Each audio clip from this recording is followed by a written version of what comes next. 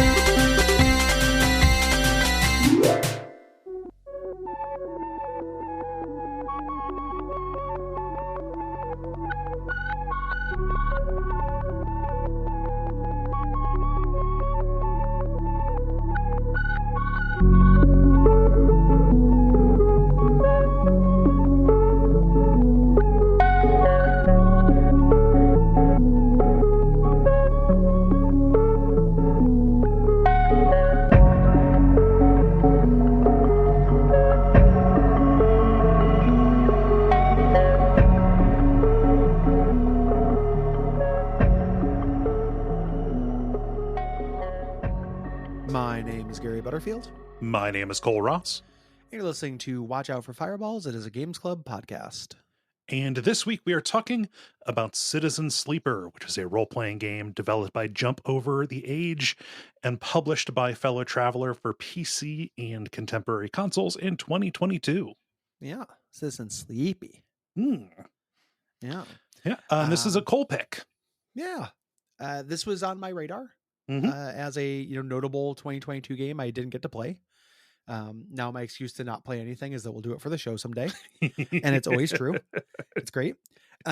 So I could just wait. But I wish I'd played it before because this occupies a really kind of great little space. Yeah, Like, you don't. give me something in a 6-hour Disco Elysium like. Yeah, can I get like a snack sized, like just mechanically interesting enough, but extremely like not even like narratively satisfying is a weird way to put this because like there's no one big story. It's a bunch of like stories of little relationships, you Yeah. know? Like it's a weird game, but I really, really enjoy it. Me too. Yeah, it occupies a cool space. Like the same way that for years we've been talking about how there should be the snack-sized JRPG. Mm-hmm. I also want the snack-sized Western RPG. Mm-hmm. And this is the snack-sized Western RPG. Yeah. It's also along with Disco Elysium and my understanding a little bit Pentiment, this kind of really cool way that video games are now emulating other types of tabletop games. Not just D&D. Yeah. Not just D&D, like non-combat focused tabletop games and those kind of mechanics are being emulated. That's what this feels like. This feels like a collaborative storytelling game on a computer.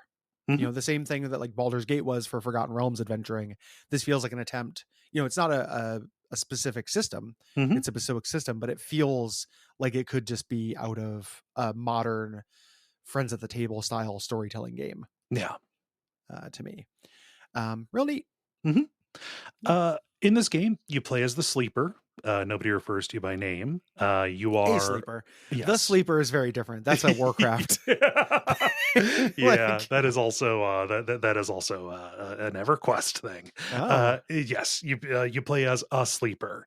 You are an emulated human consciousness who is in this android body, trying to survive on this space station called Erlin's Eye or the Eye.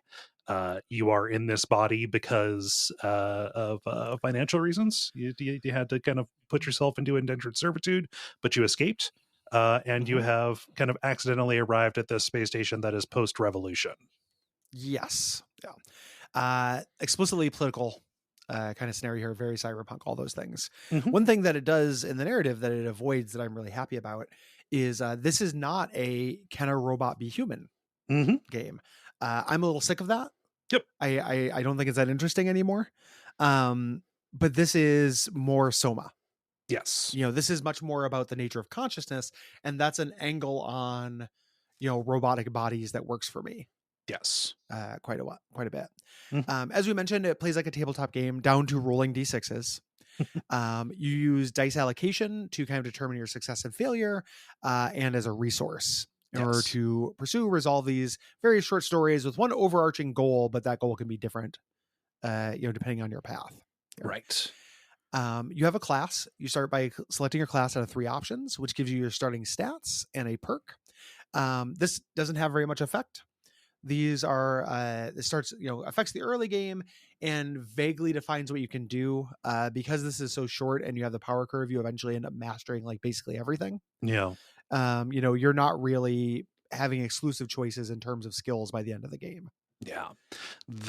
Your choice basically determines like what are you going to be doing to keep your energy up, to keep your food going at the start of the game, and then you Yeah. eventually start being able to branch out.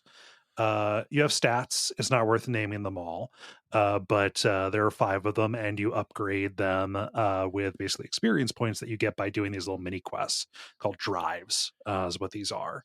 And each of these stats has perks. These perks are pretty big. From like, I mean, the one that I beelined for. But I think everybody does that is just okay. You roll up to 5 d6s at the beginning of a day. What if you get bad rolls? I want to be able to re-roll them. So there you Yeah. go. And you can re-roll them, any number of them. Yes. You can use some and then re-roll, which is really great. Yeah. A bunch of these are really powerful.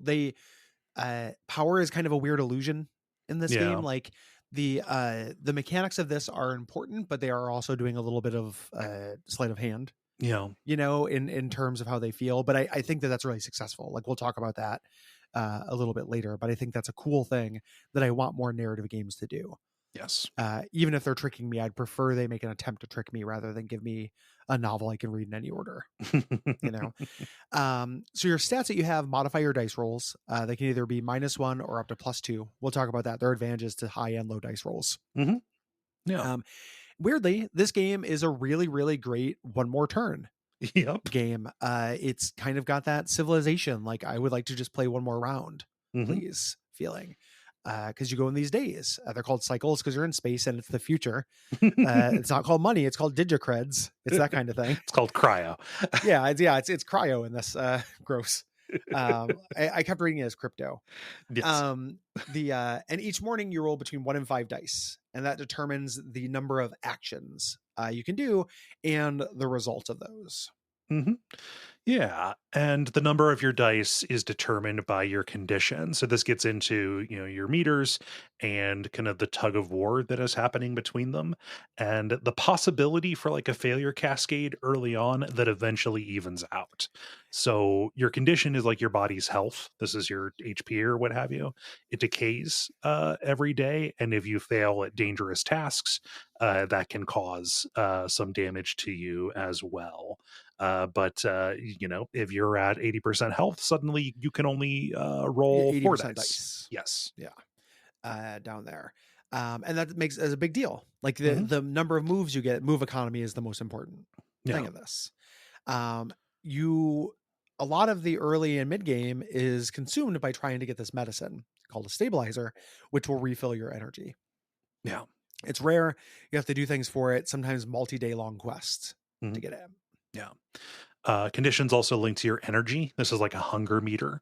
This will decay over the course of a day, once by sleeping. And then some tasks will take this, especially on failures. If you try and do anything while you're in starving condition, this will drain your condition as Yeah. well. And you can recover this either by buying food with Mhm. cryo with the money that you get, or and I think this is really really important, is you find non-money ways to meet these needs. You will end up doing a job for somebody, and you'll see that you get energy as a perk. So like, if you're working a shift for somebody, they'll feed you, right, Yeah. if you do a really good job. Yeah. Yeah. Uh, this ends up these 2 meters and kind of balancing the two things it does. I talk about a lot about illusion in this episode. One is that it is a little bit hard, and you can have a failure cascade early on. Mhm. Within a bit, a quarter of the game, you will be invincible. Yeah. Like you will not have any danger or any scarcity really Mhm. at a certain point. The other thing is managing those meters and its relation with conversations made this game remind me a little bit of Reigns, Oh, yeah. like a Yeah. weird kind of way. There's also a clock system which we'll talk about, but it kind of reminded me of like a less abstracted Reigns, Man, but Reigns is with good. writing. Reigns is cool. Like Reigns is a really cool game. Yeah. Neat idea, Mhm. and really fun and really perfect for phone. This is something a little bit more robust, Yeah. than that, but it's still it reminded me a little bit of that. Yeah, they do a very good job, especially with condition of making you afraid of what happens. I never ran out of it. Oh no, MLG strats. But if you, it's an easy game. yeah, It's a game that not only wants you to win, it wants you to win and be able to get any of the endings. yes, Like there are a couple of them that unlock, but you are resourced enough to do everything. yeah, yeah. But like it, just what happens if I hit zero? I don't want to be afraid of. I don't want that to happen. I'm afraid of it.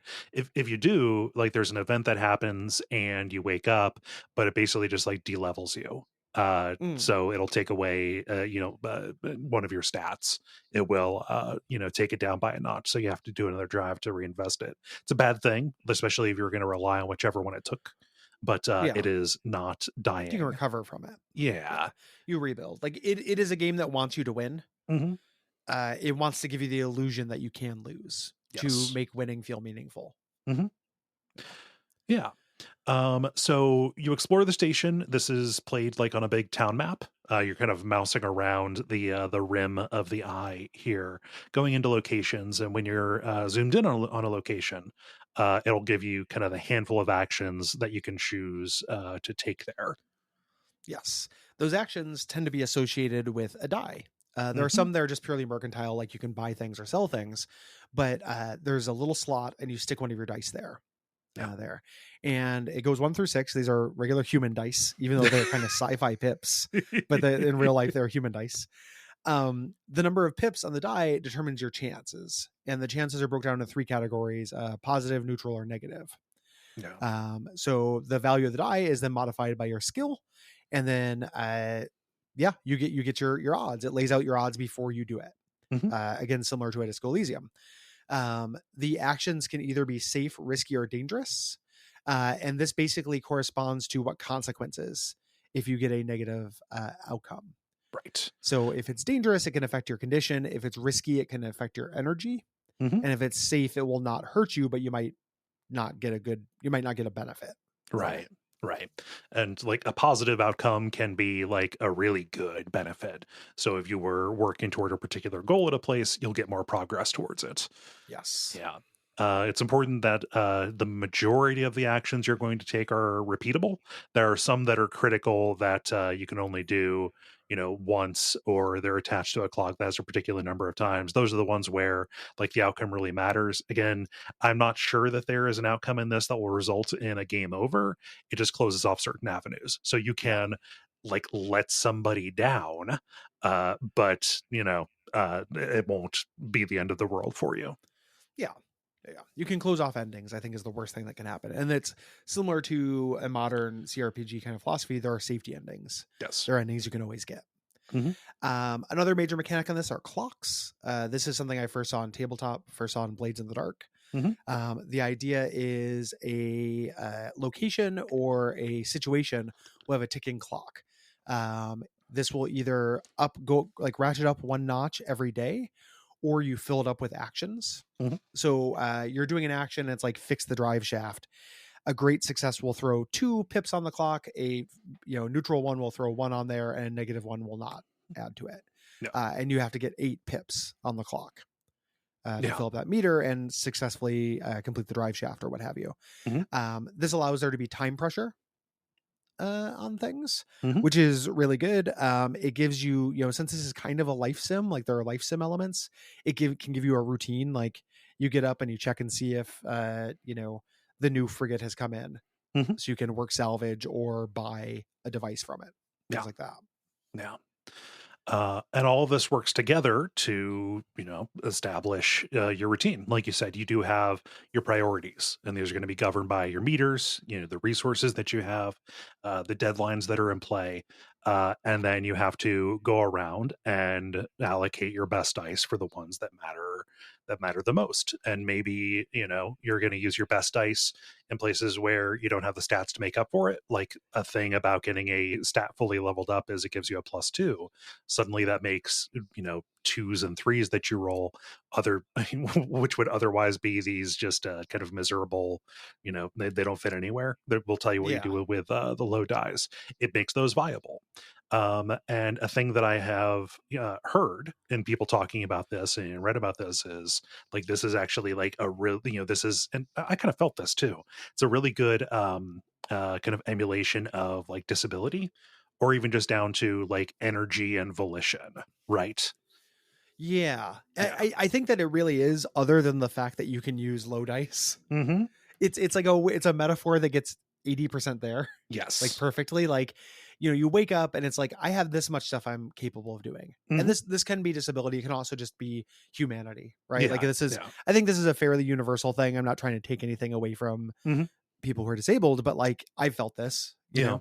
like this is a 3 dice day. I have to choose where I can put in my effort. Like I can do Hmm. laundry or I can cook a dinner, but I really don't have it in me to do both. Right. You know, the kind of general amount of stuff you can do, Hmm. I think that emulates that feeling really well. Yes. Where it kind of falls down a little bit is when you have, it doesn't end up having a day where it's like I can do a lot of things, but I can do none of them well, Hmm. because you can always be a master hacker. I've never Yeah. had a day where I wake up and I'm like, I can't do laundry and I can't clean the house, but God, will I hack into a database? Yeah. I'm gonna fucking surf the bright net and just Uh-huh. absolutely burn some ice. You know, Yeah. Like, and I get it from a gameplay perspective. Uh-huh. This Yeah. is a game first and foremost that has like these kind of art game leanings. Hmm.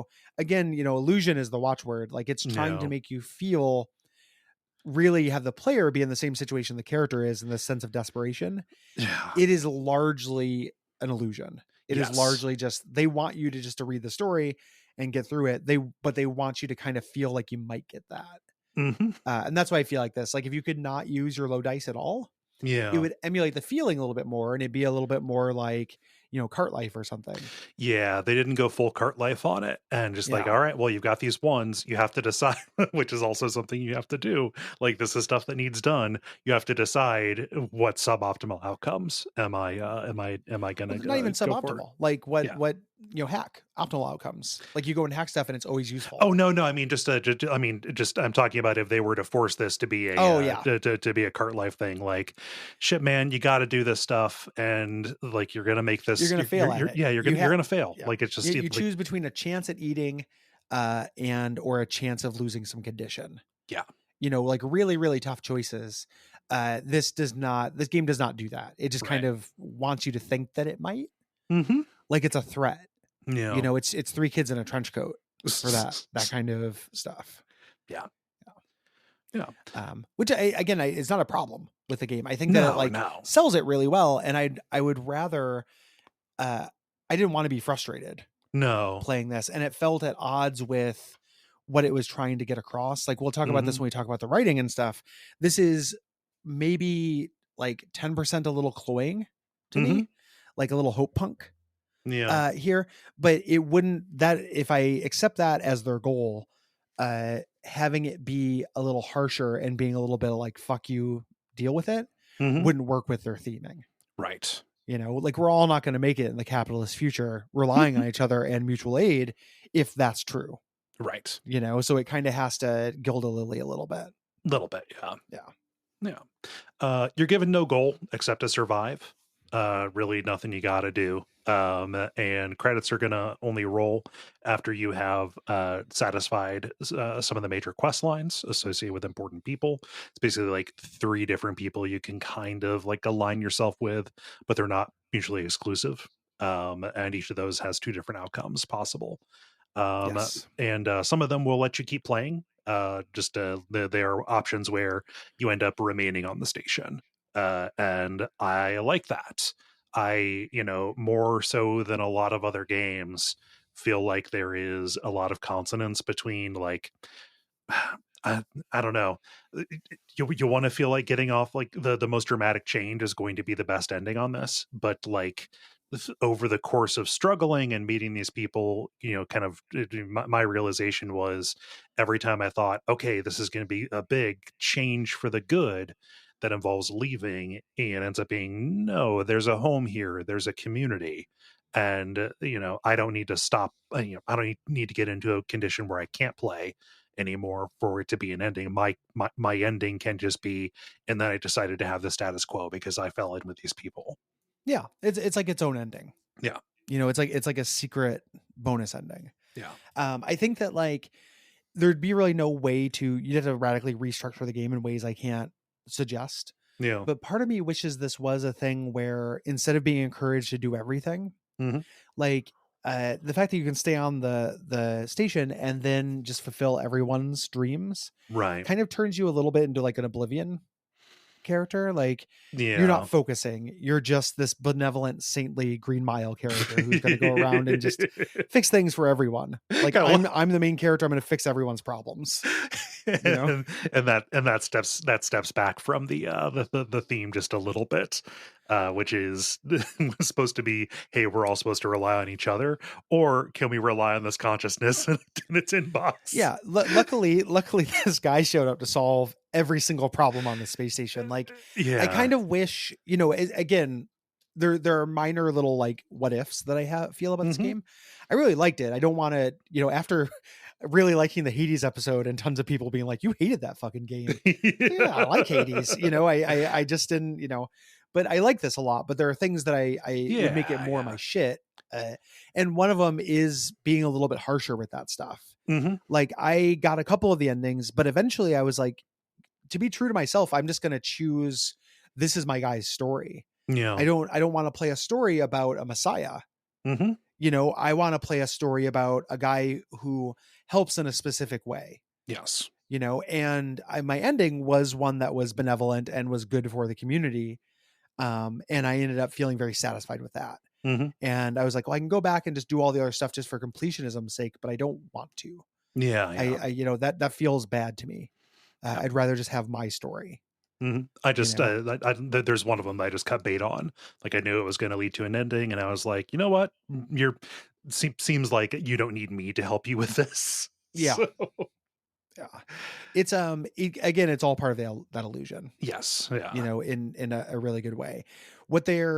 If you ignore that part, that you're the messiah that's going to solve problems for everyone, the mechanics are meant to simulate living in the gig economy. Yeah. Like catch as catch can, you have to work for every meal. You're exposing yourself to risk. Yeah. And how that can fuck you up. Like, again, there's like a tiny little cart life has been by, its aftershave is in the air. Yes. Yeah.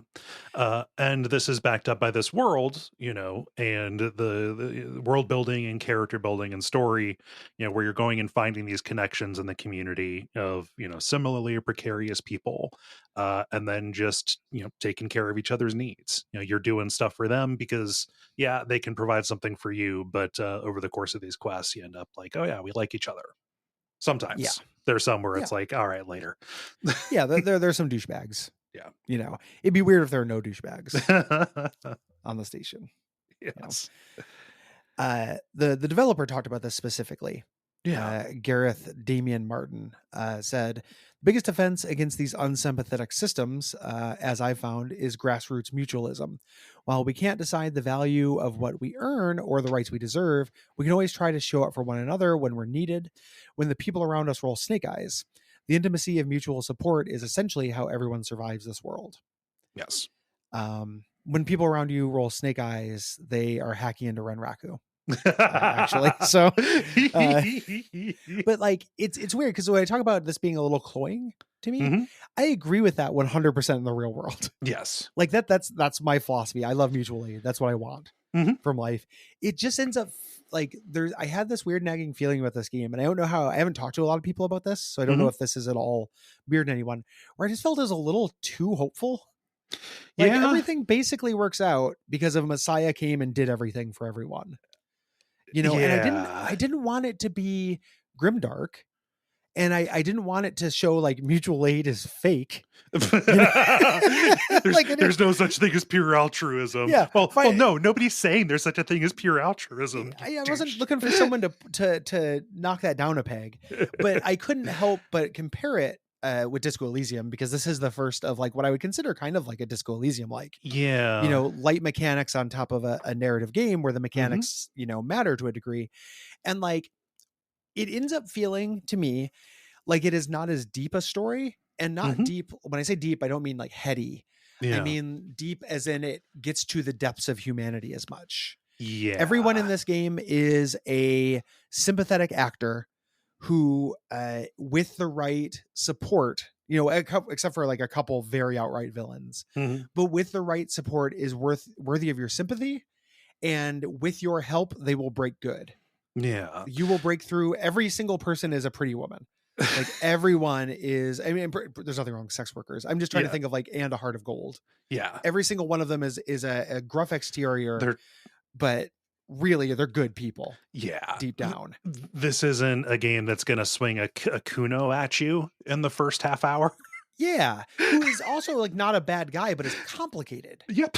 There's a simplicity to the people in this game Yeah. that Yeah. is still significantly more complicated than the video game average. Hmm. Like these characters are more complicated than characters in Horizon Zero Dawn, Yes.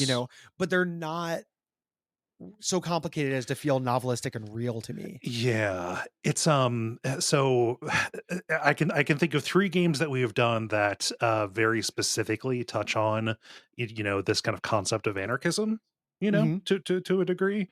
You've got Disco Elysium, you have this, and you have Shadowrun Dragonfall. Hmm. And I think Dragonfall probably hits like the best balance on those, Hmm. while Disco Elysium is obviously like the shining, like the shining beacon of kind of really going in and giving you flawed characters who exist in an extremely flawed set of systems, Hmm. like, and you have to really work hard to see the upside and the beauty of Martinez or about Revachol, Yeah. right? The uh, difference between hope and tragic hope, yes. kind of romantic hope, Yeah. versus like fully justified hope. Like this space station's going to fucking make it. Like Yeah. I don't know, man. I got uploaded to the consciousness and I'm going to make food for people. Uh-huh. It's of course it's going to make it. It's Yeah. fine. It's and also I think that this very much could be a taste thing as well. Hmm. That there are lots of people I think who, this is about the level of engagement on this that they, about the level of grit that they want. I want to Yeah, see more of the downsides on me this. too. I want to see more of the exploitation that is happening outside of having that be expressed in the meters. And like maybe it feels like it just kind of like barely kisses some of the characters and the events that you see, like Lem and what was it, Mina. Like Hmm. they get fucked over. Like everybody who works on that gets fucked over in a very particular way, by a corporation or whatever. But you're not seeing an awful lot of like the destitution that is happening up close in this, which I think Yeah. is part of the cyberpunk, and would, at least to my taste, offer a little bit of like contrast to heighten Yeah. some of the actual beautiful stuff that happens in this, and some of the genuinely like really good prose It needs a that little gets put medicine to here. make the sugar go down. Yes. You Yeah. know, and it's a thing too where this is totally a taste thing, where I know, from talking to people in the Slack and talking to people in real life, there is a wide audience who is sick of stories where things don't work out. Yeah. Like it can be a juvenile thing to only like it if bad things happen in stories. Hmm. And it's a tightrope that I walk, because I do like it when bad things happen in stories. Like you know, I See love it. the recent dispatch where somebody asked us like, hey, can you account for your taste for things that are especially bleak, right? Yeah. That's pretty Like relevant to this. Breaking Bad or what have you. Hmm. Like there's a lot of humanity that gets revealed with things that are very bleak and bad things happening to your characters. Hmm. You know, I am sympathetic to the idea of people who are sick of sad endings Yeah. there. I just don't know whether this hit. I think that with a little bit of more contrast, this would hit the balance a little bit better. Yeah. It's really good prose. I like my ending. I agree with the philosophy behind the game, but I didn't Mhm. necessarily like come to a game to agree with it. Yeah. You know, like it reminds me of like Kyle Kinane, who is a comedian I really love, who has a thing I was where, thinking of this exact quote while I was yeah, playing. yeah. Like where people he talks about like, you know, he doesn't want to become one of those comedians who doesn't tell jokes. He just says things the audience agrees with. And then people get home. He's like, "Hey, you saw Kyle? Was it funny?" He's like, "Yeah, I don't know. I agreed with a lot of what he said, though." You know, and like that they're different things. You know, Yeah. and I think the kind of comparing this to Disco Elysium, which is impossible for me not to, Mhm. the poetry of that and the way that there were parts of it that challenged me, Mhm. you know, and challenged kind of what I thought. Like that game got some flack for not being 100% full on tanky pro communist, Mhm. but having those ideas show up with a little bit of edge to them, Mhm. you know, not being presented as unalloyed good made it a lot more meaningful for me. Yeah. You know, this in this game, I am in the pocket for it. I 100% agree with what I want. It's not what I Mhm. think necessarily is. And my character embodies it perfectly. Yeah. So like home run, my guy just did it. Fuck yeah. You save the world and you save the hearts of everybody. And there's Yeah. definitely a market for that kind of thing. But for me, it was a mild detriment. Yeah. Like it made the whole thing feel a little bit less deep. You know, again, not heady, but like didn't reach as deep into my heart.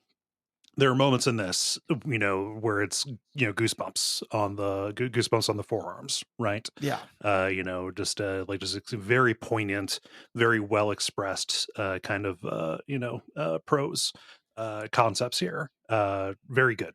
Hmm. And I would like to see a little bit more grit, or would have liked to see a little bit more grit Yes. in this, in order to really heighten that, for me.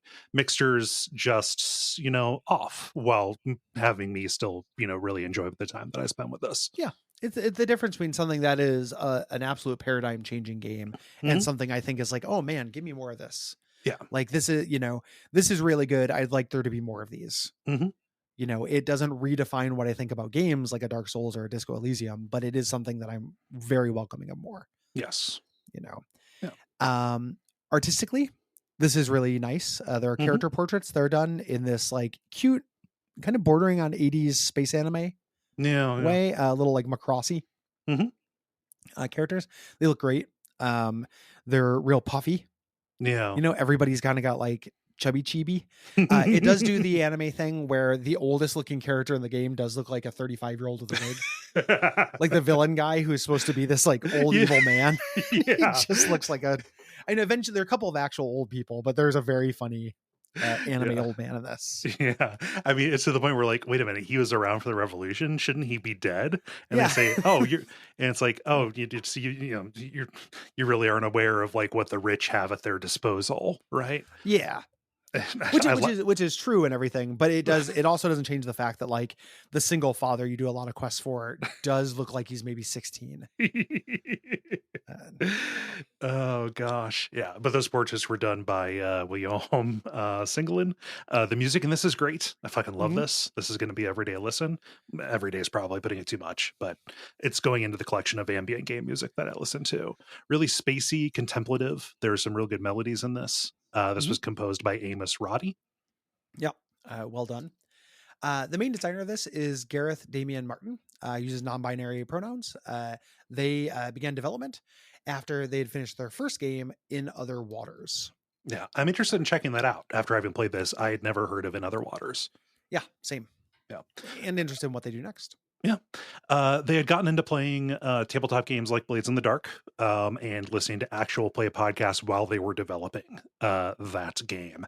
And actually, this was going to be a little bit more of a Blades in the Dark kind of thing. The original concept was going to be about surviving as this thief in a medieval city, Mhm. as you ultimately affect kind of the political outcomes there. Over the course of the game, but it was changed to this sci-fi cyberpunk kind of deal pretty early on. Yeah. Yeah. Give me either of those.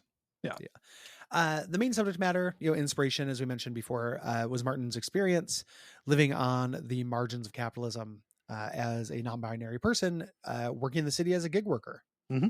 Not great, No. you know. Yeah. No.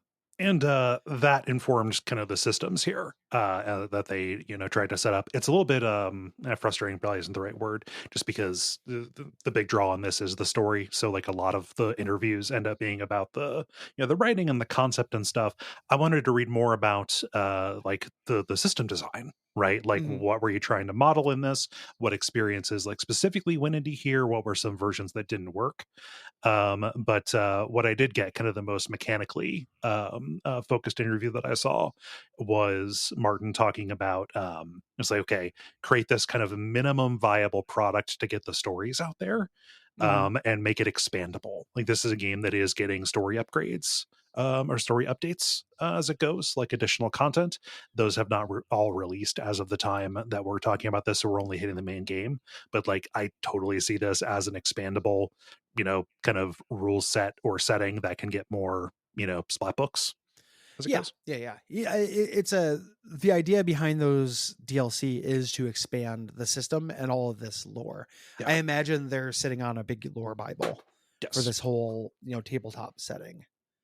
Um, when and wanting to use it like any ADM, you Hmm. know. When writing the stories, they talked about wanting to keep everything at this smaller scale. It said Mass Effect's Commander Shepard just reminds them of their old bosses. Hmm. That kind of character is not interesting No. to them. And they do a good job of that. That this is all small stories, Hmm. and the scale is correct. Yeah. They cite Diaries of a Spaceport Janitor, a game that I have every intention of playing, but just it always falls to We'll the do it back for of the the show list. someday. Why Yeah. not to? Yeah, like it's. I'm sure we'll do it on the show someday. Don't worry about it. I love the way that they're just chiming in with that. Yeah, it's The leader will tell us what to do. yeah. Yeah, I Yeah. don't know. Don't worry about it. But that was an inspiration for the story scale, and also a book that I bought immediately, called "The Mushrooms at the End of the World," about the Masitake mushroom trade, Mhm. what being the inspiration for kind of the game's economics. Yeah, you eat a lot of mushrooms in this game. Yeah. Uh, so this released to wide acclaim, received a handful of award nominations. There, kind of surprisingly, I haven't read as much criticism of it as I thought I would. Hmm. Like it does feel like it ended up on so many people's like games I wanted to play last year and didn't Hmm. list. Like I was shocked that none of the YouTube critics that I usually go to have done an episode on this. Yeah. It seems incredibly up their alley. Hmm. Yeah. We're just talking about the base game because all of those DLCs haven't come out. I also like unlocked one very early on and then it said this is end game content. Hmm. And I was like, I don't know what that means What in is this game. Endgame? Like, yeah, how powerful do I have to be? And then by the time I knew I was very powerful, I wanted my character's story to end. It didn't feel Yeah. like my character would keep adventuring.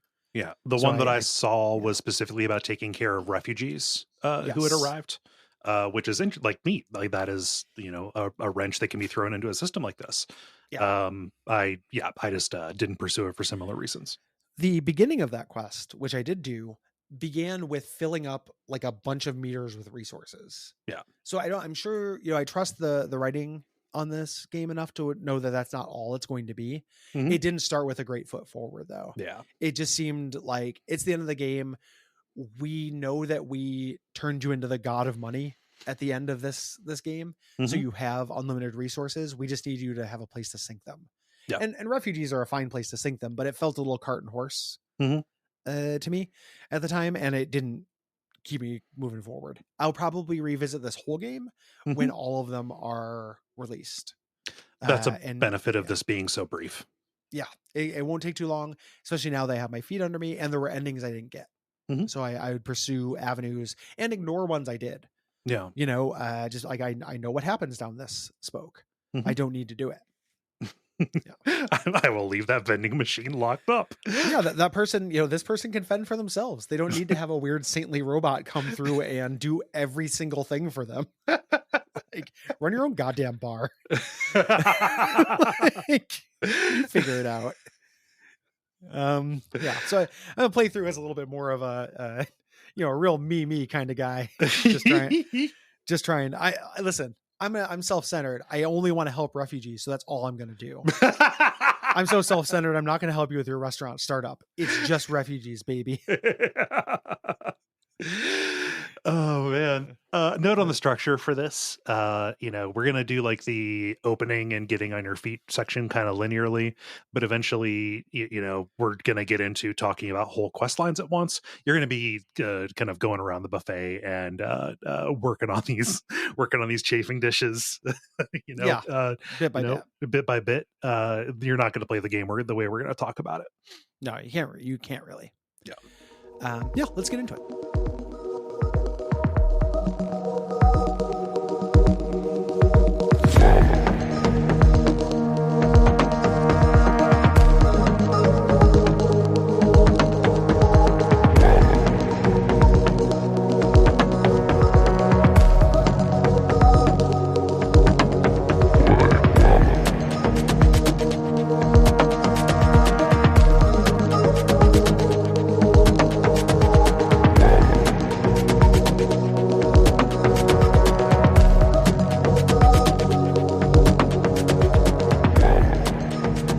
So we get this opening. Our character is waking up on the station. You are in what amounts to a coffin. What is allowed you to survive this shipwreck that killed everybody else. And you're in here, and I love this as an opening because it's just talking about the moment to moment kind of experience of being a sleeper. Again, this emulated human consciousness. Forked off of your original identity, put into this body, just kind of this all pervasive like input and display lag that happens. Just fractions of a second, but it's enough to always feel wrong. Yeah, it seems like it sucks. Yeah. Your backstory, you attempt to escape with several other sleepers. Think like the beginning of Blade Runner. Mm-hmm. The freighter was wrecked, and you're the only survivor, kept in this coffin container.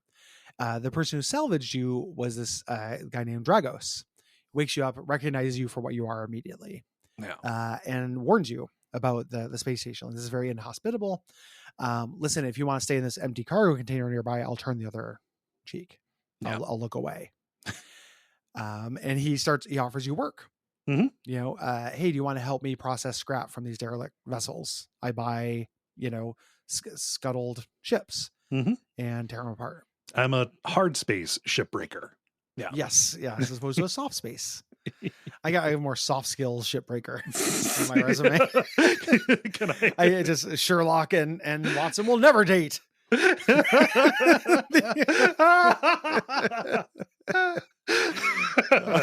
good. I like that. But I do like this. Like, hey, you can work for me. Also, here's a box you can sleep in. You want to sleep in the box? $20 a night. Like, just really great. Yeah.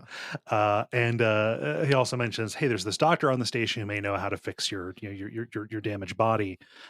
You are so sleepers are not technically considered people. Like, you do not legally have rights, and in fact, you're going to find out you're being hunted because you're technically corporate property. This corporation called S&ARP basically started putting minds in robot bodies to get around AI laws. The rules lawyering of this is so funny. Mm-hmm. This whole thing, like, AIs are very illegal, but it's not an AI. It's a person that we put in a robot to make a slave. It's like, and I don't know who they're accountable to. Like, they keep talking about how it is, it bends the rules and gets around this restriction. I'm just like, what rules agency would allow this but not that? Just like human slaves. But if you're gonna allow this, they talk about a government at the core. We're so far away from that. It's got nothing to do here. Yeah. So there's an active event at the end of this first cycle. It's at this entrance of the habitation block. Where we go through. One real quick thing: if you're playing this on Switch, you scroll through the ship painfully fucking slowly. Mm-hmm. It runs just fine on Switch. It's a good Switch game because it's turn after turn. For some reason, that speed is so goddamn slow. Yeah, I don't know if it's the same way on computer, but like, you move very slow. I played it on Steam Deck, and yes, you do go through very slowly. I do not understand what the point of that is. No. I wanted fast travel, which is really weird since it's basically looking over a board game. Yeah, it's a menu. Yeah, it's a menu. I wanted to be able to fast travel from one end of the menu to the other. Hmm. Because like, yeah. That's something else about this. Like, man, a lesser game would have had you going around. It would have made this much smaller. Would have had you like walking, past people Yeah. and stuff. Like the fact that this is basically just a menu. Oh man, my heart Just just pitter text. patter. Yeah, Yeah. yeah. Yeah, game book, Mhm. very much so. So we're heading to the doctor. Yeah. That's going to take a look at us. We go and talk to the doctor. The doctor's name is Sabine, and they tell us what we already know. Our Yeah. body is dying. S and ARP doesn't put stabilizer on the market. You have this planned obsolescence. Like Yes. basically, you need to have this juice, or you'll die. And they put that in their robo slaves. Right. To keep you there and to keep you dependent. There's a possibility, though. This clinic is technically run by the criminal organization here, kind of the alternate power structure here called the Yadigan. I like their boxed rice products. Yes. Yeah. Yeah. Uh, and they've got some Is that smugglers. Zatarans Yes. reference? Okay, it took me a second. I was Yeah. like, I know it was Ohio Magic. Like, Yeah, no, yeah. it's a bit little bit, probably like 20% too much of a stretch. I just wanted to make a reference to I Zatarans. gotta, dude, Zatarans. Those commercials are so good. Zatarans. Mm. Like, just like real rock and roll rice. Like, Yeah, but the Yadigan may be able to have some smugglers get some stabilizer onto the station. It's going to yeah. take a little while. This is kind of introducing you to one type of clock. Like, hey, check back here in a few days. Yep. While your body, while you're Your operating body's on, decaying. yeah, you're on 3 and then 2 dice. It's real bad. Yeah. The beginning where they enforce the scarcity. Yes. Your first night, you go back and sleep. You have nothing else you can do, and you have a dream. Your consciousness leaves your body, and you sense this like node map of the station, allowing you eventually to swap back and forth between Mhm. them. So you can see the physical space, but you can also see the matrix Yes. of this. Next morning, our condition is degraded. We have 3 dice here, and we go around, make money, and eat food. Mhm. There's nothing really to do. We're killing time until we can hear about this stabilizer. Right. Yeah. The next night, we learn, oh, there's some heat. So we perceive this network graph, and we can see these kind of threads. One is connecting. We're being monitored by the station itself, Mhm. something toward the core, but also way off in the distance, we're connected. Something is tracking me and getting closer every day. Yeah, yeah. And what are these threads leads kind of deep into the station we go through. Mhm. This we see the sphere that is above this angular body Yeah. that's coming towards us. We wake up and now we can swap. We can go to the matrix, see the data cloud, and do hacking. Again, hacking is what you do with low dice amounts, depending on the kind of affiliation of the hacking node. It will either require a 1 or a 2 or a 3 Mhm. there. And this plays into the story only in the beginning of the game. Yeah. Eventually, this just becomes a real reliable way to turn low dice into money. Right. Um, Yeah. So we can work for Dragos at the start. He's kind of our tutorial NPC kind of guy, doing enough salvaging, like getting him back in business. But he instead uses this little headway you give him to go further in debt, buying this new Hulk called the Winter Light on credit, hoping to yes. flip it. Yep. Uh, go flip yourself. The Going through the market and exploring it enough. So a lot of times the way this works, just for people who are using this as a service, you go to an area and it's called like residential district, and you'll have an option that's kind of a basic interaction option to either like buy food or trade or something. But then you'll also have like become a regular, explore, become known to the people. And when you do that, it opens up more kind of sub nodes Mhm. of the space. So doing that eventually in the market enough allows you to locate this street food vendor, this guy named Emphas. He's this big dude. He's got these weird scars on his arms, and he's very focused on cooking up mushrooms. Mhm. Mushrooms grow in space. Everyone here eats mushrooms. Yes. And he asks you for a story. He offers you a free meal if you tell him your story. Yeah. And that's going to be a quest line we're going to follow where we get him new and exciting ingredients to tell him new and exciting stories. Yeah. And then eventually learn what his deal is. Yes. Yeah. Yeah. So again, while you're exploring, one of these days, a young guy named Feng hails you down, saying like, "Hey, I'm this system engineer for Havenage. Havenage is like the trade union that runs this place Mm-hmm. post revolution. associated with kind of keeping this place going, but also, keeping resources and stuff coming in. And he has some work for us, like saying like, hey, I know you're a sleeper. Obviously know what you are. Come visit me in my office in a couple of days. Yep. And this is going to be a major quest. Yeah. Sabine gets the stabilizer in, explains like basically that it's like this bioorganic password updater. Like it increases your firmware stuff. Your body's relationship to your organs has corporate DRM. It's not GOG. The first dose is free, but you're going to have to pay for the next one. And she says, nothing is free, sleeper. Again, trying to do this capitalism theming. Yes. So now we're kind of in the NPC zone. We're talking to some folks, going to knock down some of the shorter quest lines here. Finishing up with Dragos. I did not get a good ending for Dragos. I got too curious. Yeah, Dragos didn't like me either. Yeah. I don't know what the good ending for Dragos is. No. I also got too curious as well. Right. So you can do this kind of forensic examination of the Winterlight before you have to do this before Dragos orders it completely dismantled or loses his nerve. We have two competing clocks here. Right. And we find out this well-maintained old ship had a catastrophic reactor failure following a controlled explosion from the outside in order to get into its airlock. Yes. And through this examination, we find there are all kinds of compartments around, tucked away in places where it wouldn't show up on scans. It's a smuggling ship. And there's an inventory list that we find. So we have shipmind ROMs, shimmer, cryo chain codes, and then a passenger who was a sleeper. Yes. Shipmind ROMs will make sense eventually. Yes. This is going to be like one of the doodads that you had to collect a lot. So there's another sleeper on board who's likely died in the explosion. We find a vial of stabilizer in this compartment. It's one of the things, like when you get far enough along in these quest lines, a lot of times the reward is a vial of stabilizer, which gives you enough condition to do another quest line to get another vial of stabilizer. Right. Generally. Yeah. And there's an open question on this, and just we've pulled at this thread saying, all right, we have two ships carrying sleepers that came into the same yard, one right after the other, one blown up as an obvious, case of sabotage, right? Somebody was coming after them looking for something, wanted the ship down. What's the deal with that? Before we can put it together, Dragos comes in and says, hey, enough is enough here. Yeah.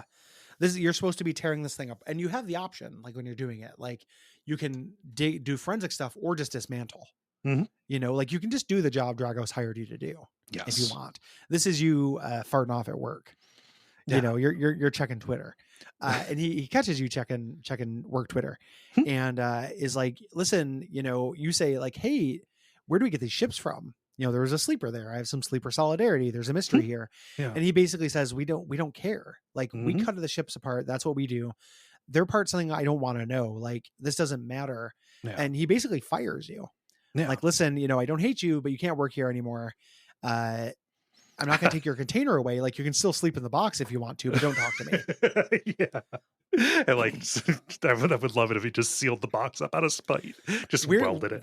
Weirdly enough, you get like a bunch of havens in this. Yeah. Like for a 6-hour game that takes place on a board game, you end up with like 3 apartments.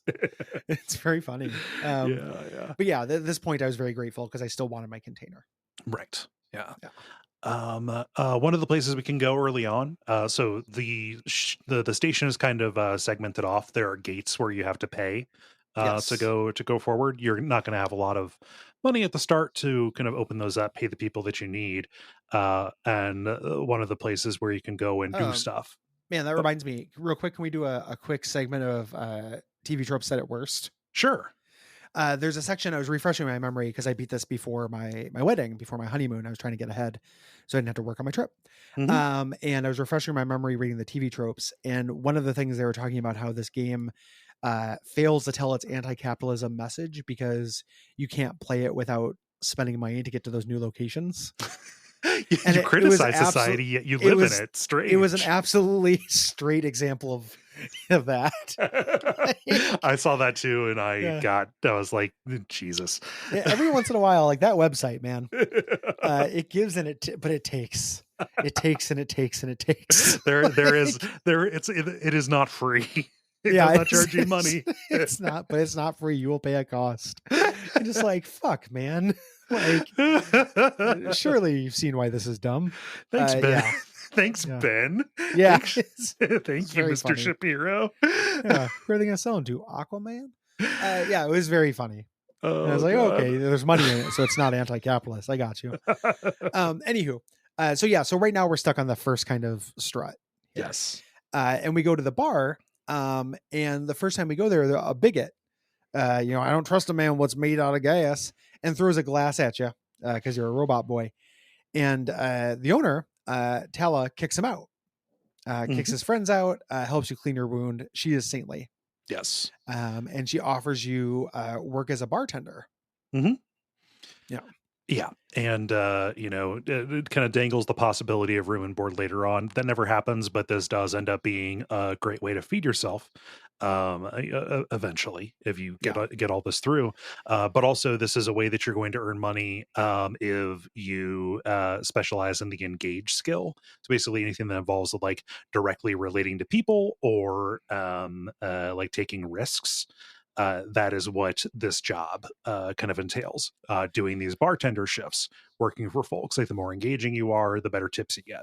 Yeah, makes sense. This is also a place where you can buy one of the 2 early food options. So we can go back to our mushroom guy and spend 15 on food, but she sells discount rations. So you don't want those to dry up. No. Yeah. So you work a few shifts for her. Eventually she asked you to move this big metal vessel that she has in her back room. And we see that her supplier here flaked out. So she's running out of liquor. They make this mushroom liquor.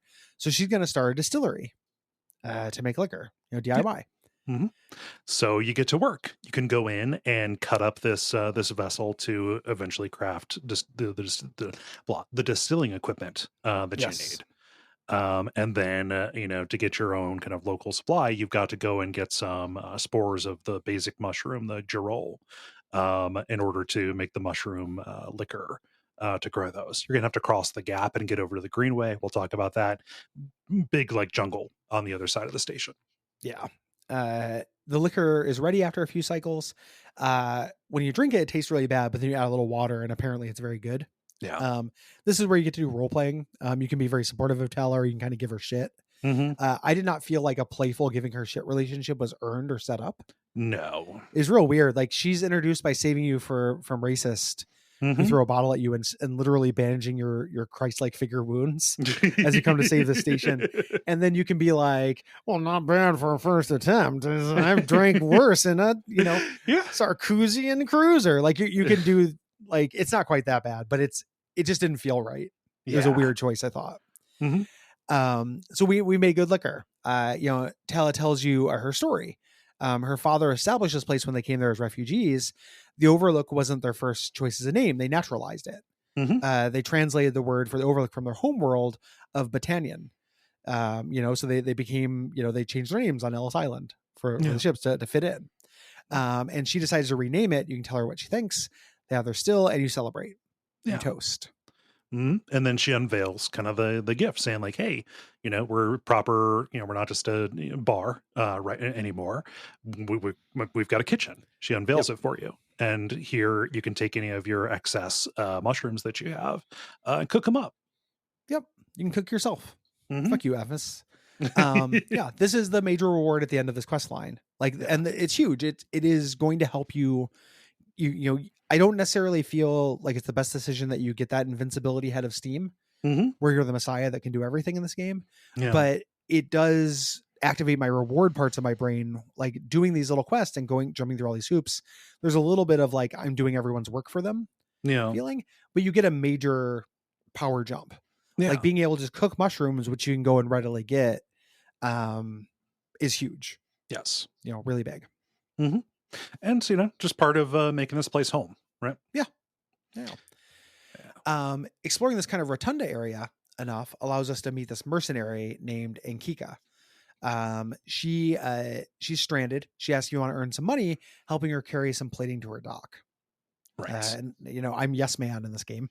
So of course I will. Yeah, I'm not doing anything else. Hey, maybe there's a meal in it. Maybe I'll get some blintzes if I paint this guy's fence. I don't have hobbies or interests. Yeah. My hobbies and interests include helping refugees, helping people create stills, helping people do everything. Uh-huh. That is my own. I do not exist as a person in this. Yeah. Oh man. It is very idealistic is the wrong word. It's very idyllic. Yeah. In a way, which is what if a person could just exist for the community? Like, I like that. I think that is where, What a weird. I don't think the game is doing anything with this, but that just made me think, like, isn't that kind of another kind of slavery? Like Jesus, the idea, no. like I'm saying, like, he's off to mine rocks, your Uh-huh. guy, and he doesn't have a personality, a presence. That's very Hmm. dehumanizing. That's the point of that kind of work. Yeah. Him coming here and just literally just being a task rabbit for Hmm. everyone, no matter what they want. Yeah. Like, it also feels a little bit like, I don't know. Like, Effacing. I think, yeah, Yeah. like, I think that the difference between this and like a Harrier Dubois is that Harrier Dubois has interest and wants and stuff. Hmm. Like, you're not really playing a character in this. Yeah. You're playing a helpful avatar. Yeah, and you're like getting social benefits on the like on the back of that, but it's not systematized. Yeah. That like the only that is one of the places where this as a life sim with as few meters as it has kind of falls down, which is you're really not your immaterial needs are not systematized. No. Yeah. Well, and all of the socializing stuff is all pretty one-way street. Yes. Your reward for doing these things for these people is that they said that they open up to you and tell you their life story. Hmm. You don't have a life story, which, like, Right. that's very common for video games, Hmm. right? Like, that's also true of most video games where you have companions where you do enough stuff for them to open up Yeah. to you. It's just this weird thing where the aim of this is a little bit more artful, and it is a little bit more artful Hmm. than that, but it, again, illusion, right? Like, Yeah. you disbelieve the illusion a little bit, and it's like, well, I'm just doing this stuff until I get your story and get a serum Hmm. file at the end. Yeah. Like, it's really kind of blurry Yeah. in a way that's kind of interesting. Yeah. The idea that somebody exists purely for the community, like, I love the community. I try to help Hmm. people I'm not trying to come off as I don't think of myself as a cynical or unkind person at all. Like, I live to give, but Hmm.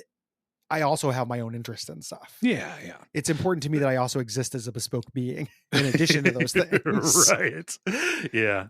It'd be, I think that also some of the lack of your character having a story outside of the way that you interact with folks here, Mhm. I think that is serving a little bit to make the sleeper a cipher, Yeah, and that's which is, 100% what it is. yeah, yeah. And It's just just that, ciphers are weaker characters than not. yeah, In yeah. 10 times out of 10 in video games, Mhm, like, having a cipher will mean a weaker story. mhm. Uh, I really want to underline though, the stance of the show is not that doing a bunch of favors for people is its own form of slavery. no, no. But if you are a crafted being who can Hmm. only do Yeah. favors for people and have no interest of your own, that also seems like a kind of dehumanization, is my point, I guess. Hmm. Yeah. So she's stranded because someone stole the ship mind from her ship, the Ambergris. So she was docked for repairs. Someone took it, and she'll Yeah. pay you to help her put her ship back together here. Yeah. So you get the hull repaired over a couple cycles, but she needs a ship mind. Yeah. Um, she gives you the money for helping, and she said, "I'm going to kill you if you screw this up." Getting here, there are multiple ways to get a ship mind, Yes. which I like a lot. You can just straight up buy one. Mhm. That'll show up on kind of rare events. If you get enough money, you can trade at the Ort Exchange, which is kind of like a stock exchange gambling Mhm. thing, and gain access to their fabricator where you can take pieces of ship mines. Yeah. They're also worth a lot of money. So if you weren't pursuing this story Mhm. quest, you can build one and sell it and Yeah. get really far ahead on a different. That's a theoretical choice because you really have no choice but to help everyone in this game. But Mhm. if you theoretically, it is an interesting choice. Mhm. Yeah. Yeah. But yeah, I chose to do the Ord exchange, open up the fabricator, and then there's kind of a random chance to it. So like, at the rotunda, kind of at the spaceport there are going to be merchant ships and salvage ships coming in, Mhm. where you can work shifts on them and get money, and you can also buy from a limited stock of items they're going to sell to you. There's a chance that there's going to be ship mine fragments in there. Yeah. You And get when a you get random thing and you have a certain budget. You yeah. can only make 3 buys. Right. Yeah. And when you get enough, you can put this kind of CPU together, for her ship in order to make it, seaworthy, space worthy, vacuum Yes. worthy. Yes. So she can go and do her mercenary work. And you return it to her. She says, "Hey, I've identified the thief. I know who they are. It's someone named Ashton who has crossed the Founder's Gap, this kind of big open gap in the rim where a ship crashed, to get to the Greenway, kind of this frontier, this jungle on the other side. She can't go after him because he will notice her right away in her ship. But us, as just this random guy, the sleeper, we will be able to get close." And this is the way you want to do this. You could go over there before that, but if you do it through this quest line, you get a discount. Hmm. Crossing the gap. I really like these are one-time fees. Yeah. I paled when I saw how much it Yeah. cost for the ferry, and I was like, "Fuck, man! Yeah. Like, I'm gonna spend all my time grinding." But no, Yeah. you pay once and you get access. So you go across to the wilds. There, we're going to talk about the Greenway at length. Because it plays into these other quest lines. For here, we're just searching for Ashton. Yeah. And we spend some cycles kind of doing that, going up, and you can go up ahead and sneak up on him to see what he's doing. Here, I think I called Athkika right away. I didn't Hmm. sneak up on him. There are a couple different choices in how this can work out Yeah. For me here and as well. Kita, she snuck up on me. Like I went ahead without her. And she takes a take like we're being shot at. We're taking Yeah. fire. Yeah. Yep. He's shooting at us. She gets him to stop attacking by threatening, the sleeper, who is there that he's working on, that Hmm. Ashton's working on. It's in the middle of some kind of transfer here. Right. And Ashton knows her. He stole the ship mind because he was using it to save the sleeper who he loves. And she says, "Why didn't you tell me?" He's like, "You wouldn't have understood if I asked." Right. Yeah. Yeah.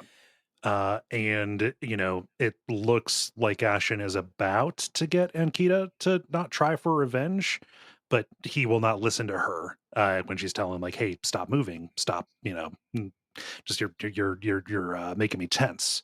Then Yeah. she opens fire and kills Ashton and the sleeper, thinking that he was going to kill us so he could continue working on the sleeper, trying to keep it alive. Yeah. After a couple of days, you can meet back with at the Greenway, and she shows you she dug graves for them Yeah. there, and she gives you money, and you can throw the money in her face. No. They're like, this is meant to be like sleeper solidarity, I guess. Hmm. Like you are supposed to. I had a lot of options to try to stop her because there was a sleeper there. Yeah. If the game is doing things to make me want to have that kind of bond with sleepers, Hmm. I didn't get that from Right. the game. I was like, this is an emulated consciousness. Like, this is a person. We are a people who are treated differently. So like, Hmm. I don't want bad things to happen to you, but I'm also not going to jump in front of a bullet for a stranger, Yeah. who did this. So I got the same ending you did, but I felt like I got the bad ending Yeah. of Yeah. this. But I'm Um, just unlike a lot of the NPCs, she just straight up goes away. You yeah, know, like I got Ankita's ending and I got Dragos's ending, like pretty much like right back to back, and I was like, oh man, just everyone's leaving. yeah. Yeah. There's a guy, so there's a guy named Castor. We go to this neighborhood in Low End, and if we gamble enough, we get in good. And we meet this guy. He plays Tavla, space game, Hmm. cosmic chess. Named Castor. He invites you over, and he wants to see if somebody who has a sleeper mind plays differently Hmm. than that. You play a game, and he talks about sleeper emulation. Asking you like pointed questions. I was really expected this guy to be a really important guy because he lets on like he knows more, Hmm. than he does. He's like, does it make you feel doomed or driven? It's like, man, this guy is like my creator or something Hmm. here. But no, you just lose the game. And he says like, hey, I'm going to buy any data that you have. Yeah. Yeah. So it just becomes a place to sell data when that stops being a story concern and you're just putting your ones and twos in there in order Hmm. to get money. Yeah. It's not even just money, like he gives you good stuff. Yeah. He will get you a ship mind. This is a way to get one of those Hmm. for data. So if you're having trouble getting money and your rolls are bad, and also this is a way to get stabilizer. So Yeah. you can get one of those as well. Castor's like a whistleblower kind of guy. We're going to find out. We're going to run into him when we do the quest for Lem and Mina. Okay. Gotcha. Yeah. Yeah. I don't think I got that far in that quest. Hmm. So this guy just kind of disappeared for me. Yeah. Yeah. Yeah. Also, while you're exploring, while you're exploring the low end, you will find an abandoned apartment. You know, just Hmm. property that hasn't been taken care of, and you can squat. You can do work to finish it up to seal it off, and this will give you a new haven. Most of the havens are like pretty much identical to each other. Like I Hmm. didn't really do the coffin hotel up on the hub, and the commune didn't seem to have a whole lot to it. I liked this one because you can spend a little bit of cryo and feed a stray cat, and it's Yeah. beautiful. It's you feed it enough until eventually you get an event. Where it says, you sense that the stray doesn't like to talk. The stray prefers just to be, you think, just to share a space and a moment with those it meets. You respect this in a way you feel the same. Being here together is enough. It Yeah, was very sweet. very sweet. I never stopped feeding the cat.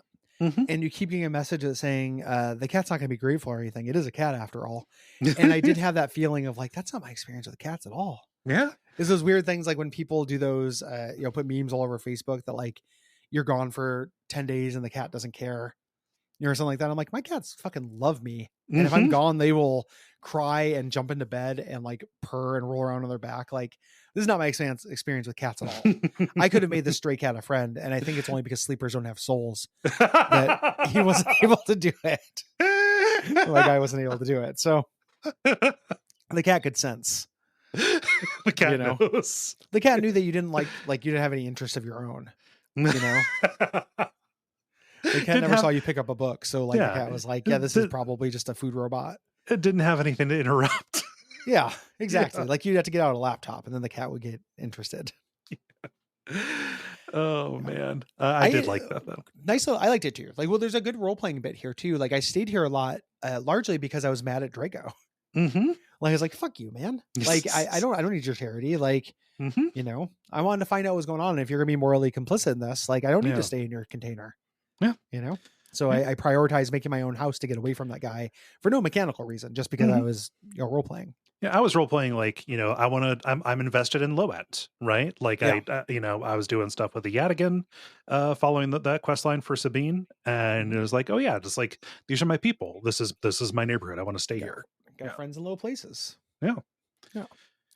Uh Um, Talk about Emphas. Yeah. Emphas. Yeah. So if you buy enough meals from him, and this is a really good way to like restore a lot of energy. Mhm. So you're going to be doing this anyway. You eventually get to the point where he says like, "Hey, tell me a story," and you get to role play this little story talking about like, "Hey, I'll tell you this ghost story." And it goes through and talks about like, yeah, you were, while you were working for SNARP, you were sent down to disconnect this mainframe. But when you got there, the corridors, they started winding, doing like unnatural things. And the mainframe that you were sent down to connect was actually a suit with these huge gouts of metal like trees that had erupted from it. And the thing screamed as you cut the lines. Good shit. Mm-hmm. He asks you a favor. He says, like, "Hey, I've heard there are fresh mushrooms in the Greenway. If you bring me some, I'll make you a really good dish Yeah. here." And you do so.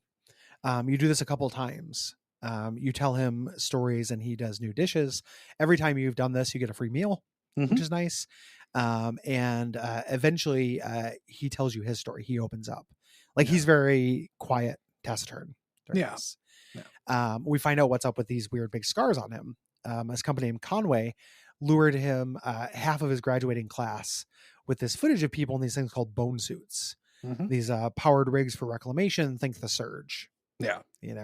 And they looked so cool, the ads, but the failure rate was huge. So the Yeah. program was shuttered. Everyone who did this got kicked out. Yeah. They were just given some drugs for their pain from this surgical alteration and left to struggle. So they all became cleaners and drivers. Like, it doesn't take, this is coal Military. mining or Yeah. military or any job that went away. Yeah. Probably closer to military, even though I think that works out slightly more. There are people who do that and they're okay. But yeah, it's he says, when I deserted, there were only me and a couple of others left. The rest just faded away. Arthritis, osteoporosis. They folded out on themselves like paper lanterns. That was my generation. tragic and, a thing that happens.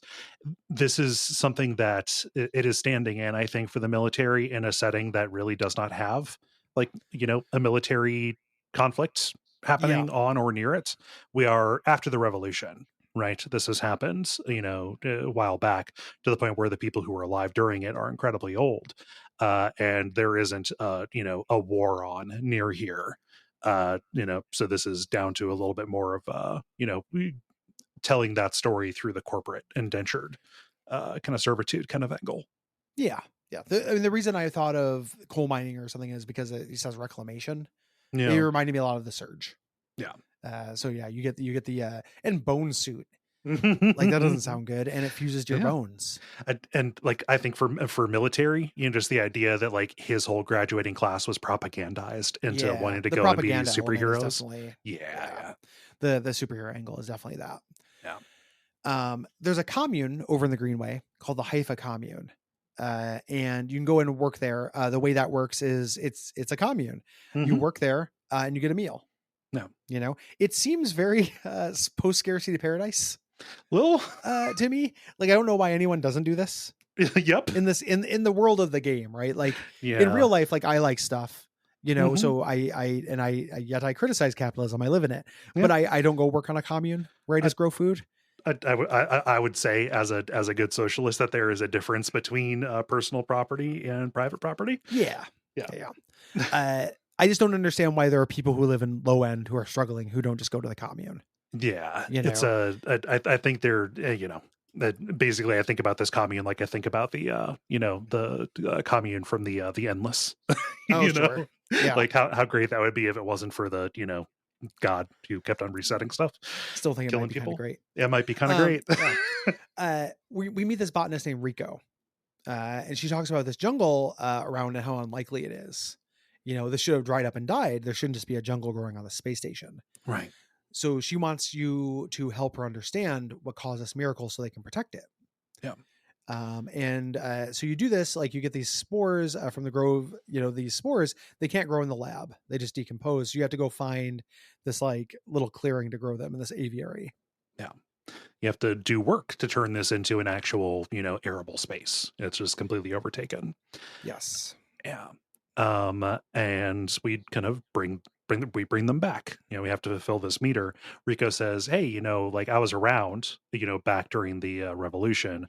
Erlen, kind of the guy who led this and kicked the old corporation Solheim out, did not want to do anything with the Greenway. It was cut off. He wanted to focus on getting the, factory, basically the urban side of this, just completely shored up. Basically anybody who went over and, started working on this was the deserter because it was desolate. It was, basically this lost cause. And after enough time, like this blight and this sickness started going away, and it felt like the plant life was actively growing to support them. Yes. And when she analyzes it, she finds out that's basically true. The ecosystem here is kind of sentient. It tailors its growth to whatever's tending it. Yeah. This is confirmed. We bring in these clubhead mushroom samples and Enrico synthesizes stabilizer from it. The grove can do this because it recognizes sleepers from ones that had come before. Yeah. This story goes other places. Mm-hmm. Eventually, this is the ending I ultimately went for. Yeah. For my canonical ending. Right now, it just opens up a way that if you get the right dice rolls for growing mushrooms, you can make stabilizer. Yes. When you grow mushrooms, when you cultivate them in your little sanctuary, they're random. So this is how you get mushrooms for the different levels of food from your boy. And then also how you get stabilizer here. Yeah. And the fact that this is here was a big part of me deciding like, yeah, actually like a life here is possible. Actually, like, no, this is sustainable. I'm not just, looking for scraps that are thrown off from S and Harp. I can actually, be a part of this commune or, coexist and, you help me, I help you, and then this can work out, which is cool and good.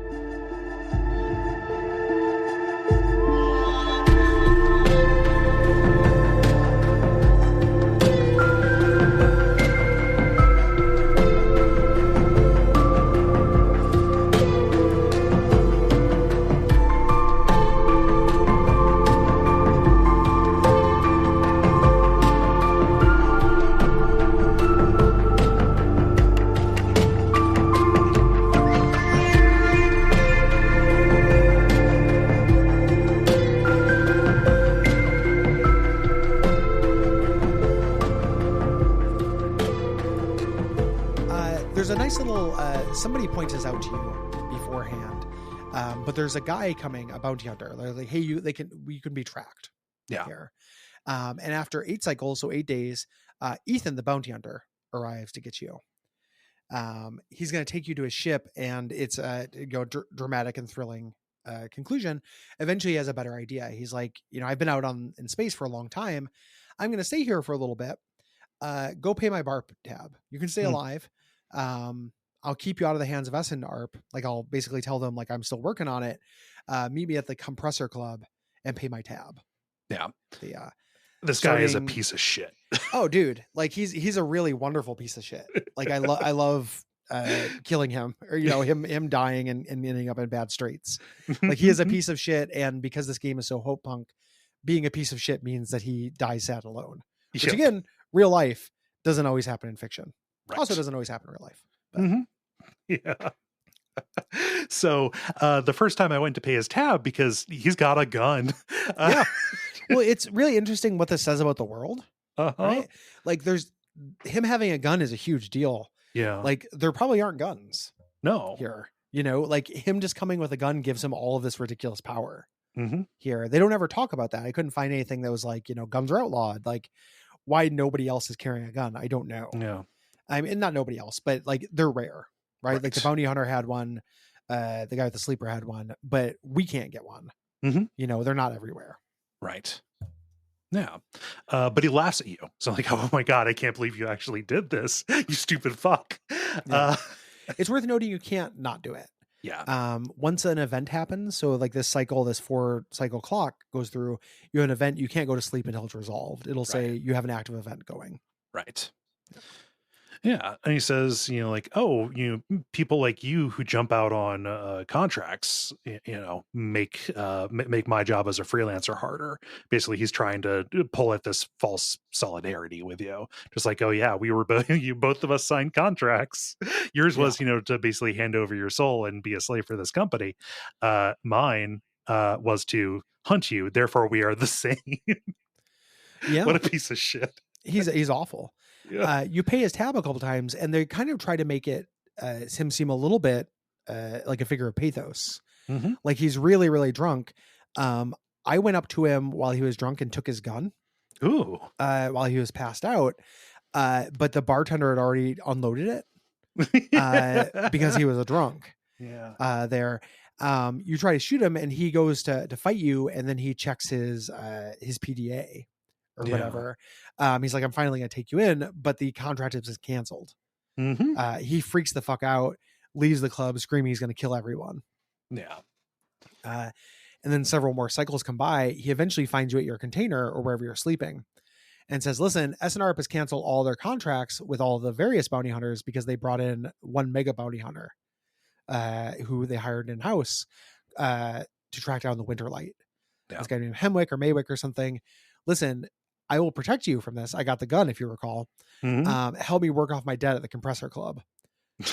And I did not do this. There are multiple ways to thwart Hemwick or Maywick. I never met them. I never got that encounter. Same. You can also just beat the game before that happens. It's a really long clock. I think it's 24 cycles before he shows up. But I read about this. This is not a way to protect yourself. He betrays you. Oh yeah. In the end, because this guy is just absolute piece of dog shit. Yeah. No, I decided, one way that you can stop all those clocks, and again, set up for this to be a little bit more of a permanent situation for you, is to go and work with Feng, that guy who came by and said, hey, I've got some sleeper specific work for you. Part of his kind of deal for you is like, hey, do this work and I'll look into disabling your tracker. Yeah. It's a really long quest line. Yes. You go to Feng's office, you find him there. The eye is completely kind of kludged together out of mismatched and ancient systems. And he's like a techie. He's working this stuff. He wants you to delve into the connections of the old systems. And he dangles this in front of you, disabling your tracker. Yeah. So you go through and you have to find these old nodes from before the Heaven Age took over, the Solheim nodes. Yeah. Go in and get some data. And as you're doing this, and I think there's a clock on this that happens every time you hack. This being called the Hunter shows up and gets at you. Yeah. It says, "Oh, you're being controlled by something in the rotunda, and I have plans to kill you." This is it leads into another story, one of the endings Hmm. that you can pursue. But this is a way to give a little bit of cost to using those low dice to hack. Yeah. Every few times you do it, the hunter, this real cool, it's like a dog Uh, looking kind of thing with an Hound of orb. Tenaldos kind of thing. Yeah, Hound of Tendrils has got the Yeah. like a spear for a head and like a bunch of like tendrils extending out of it. Looks real cool. Yeah. Uh, What happens? He never doesn't kill you. What if you can keep going through. When he pops up, he will hurt you. yes. You always get away, but it'll take condition, and that's a big deal. Mhm. Yeah. So you get that piece. You eventually get all those pieces of Solheim to Fang. He laid it out. There's a guy named Harden Hurst, the Solheim leader, who exploited all the workers here before the revolution. He's still kicking around somewhere. Yeah. And Fang cannot abide this. No. A strong sense of justice. Specifically because his parents, Yep. they suffered under Solheim. Like, hey, this bastard, thinks he can get away scot free by being a chameleon in this new administration. That's not going to be.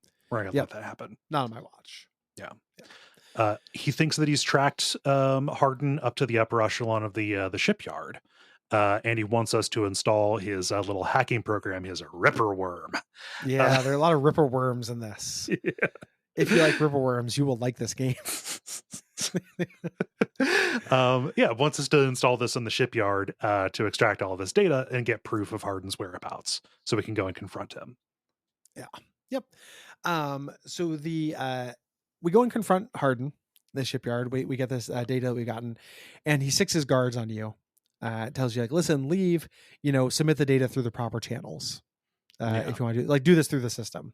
You know. As you go to leave, Feng pulls out his slate that he has and points out there's new activity, these panicked messages from Harden to his cooperators. So, like, we didn't, he's saying, I'm cool as a cucumber, just submit this through the real channels, but we rattled his cage. Yeah. We get to find out he has these cooperators that he pinged. Feng is kind of an underhanded piece of shit. Yeah, a little bit. He comes across as real impulsive, just kind of throwing you at problems. Yeah. While he's acting like a puppet master behind the scenes. Yeah, it is kind of what you are. You are just a robot that goes and solves problems for people. But maybe he's just aware of it. He's played Citizen Sleeper before. Yeah, seems like that kind of guy. Yeah.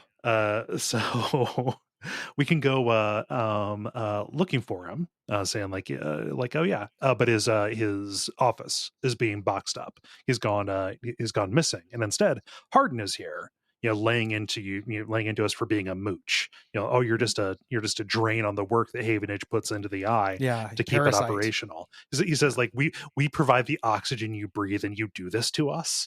Yeah, it's pretty blunt. It is not subtle. No. He says, like, hey, if you're smart, you'll turn in Fang, when he tries to contact you.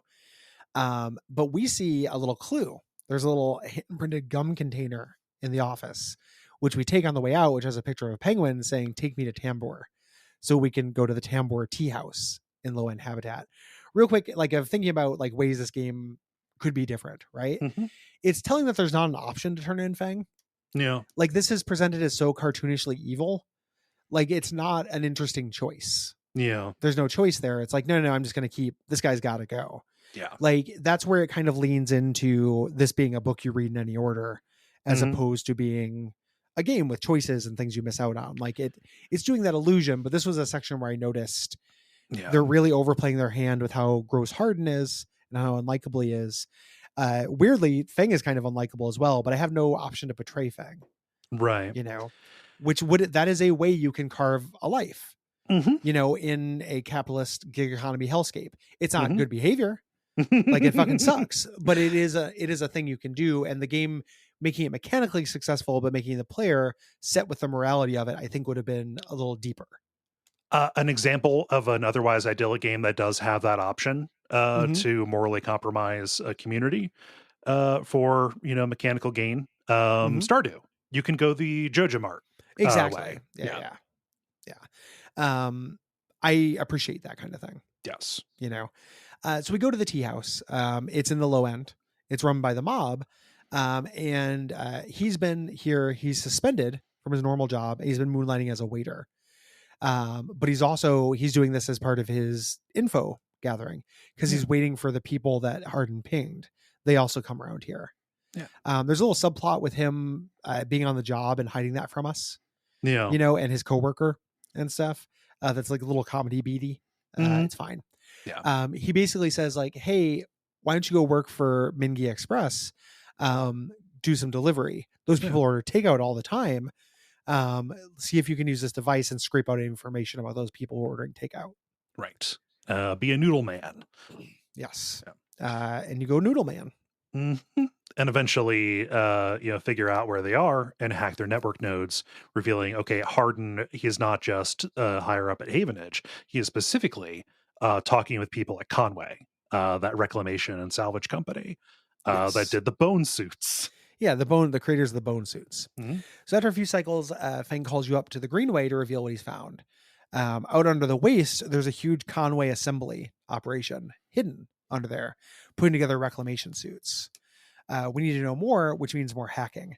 And this is played as a climax. He's like, once you start this, we're going to have a limited number of time to clear these nodes to keep me safe. I'm going to be in there hacking while you go through and open up nodes and put in ripper worms. And can you do this in time? Mm-hmm. I did this at the end of the game. I was really well resourced. Yeah. For this, I had tons of ripper worms and I had tons of the, there's like little passkeys you can get as well from hacking things that allow you to open up nodes. Mm-hmm. Yeah. I did this relatively early on because I didn't want that clock with Maywick coming after me, hanging over me. It is the most generous clock in the world. It is, yes. Yeah. I'm not saying that it's a good thing about the game. That it allowed me to dick around and do a bunch of different storylines before that guy showed up. I just wanted to be free. If I had this tracker on, I wasn't free. Yeah. I say with my phone next to me on the desk. Yeah. You've never been less free. You'll play Diaries of a Spaceport Janitor when they tell us to, and you'll like it. Yeah. So, oh man. We do this. We've got to go. There's a specific set of dice that we need to put in. This is hacking that requires the high dice. Yes. And we get some. We learn kind of what's some incriminating stuff. We get some dirt. Yeah, we get a video. Or Fang does and comes back and shows it to us. Hardin has been undermining Havenage and is ready to sell the entirety of the station to sell the guy to Conway for scrap. Basically, like, hey, nobody here is going to put up a fight. Havenage and Erlin are, just weak. Everything is on the last legs. Everybody who lives here is an opportunist or a degenerate. Yeah. And just there's nothing stopping us from having a legal claim on this, and then basically shipping everybody off to be dual workers for Conway at their facilities. Just a monstrously evil thing. Yeah. Very, very evil. Big capitalism evil. Yeah. Your character will comment on it. Yes.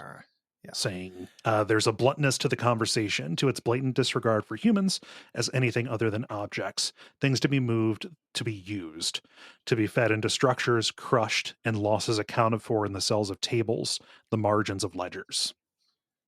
Yeah. Real, not subtle, but true. Yes. So we broadcast this footage to every output in the station. Let them see what power makes of a man. I love that. That's real good. It's a good line. A couple days later, we meet back with Fang in his old office. Hardin's in custody. Havenage is slowly figuring out how to proceed with this.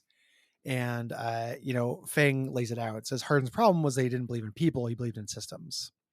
And Fang disables your tracker. And he modifies it to send a signal back to SNARP saying that your body is in too bad of a condition to recover. Yep.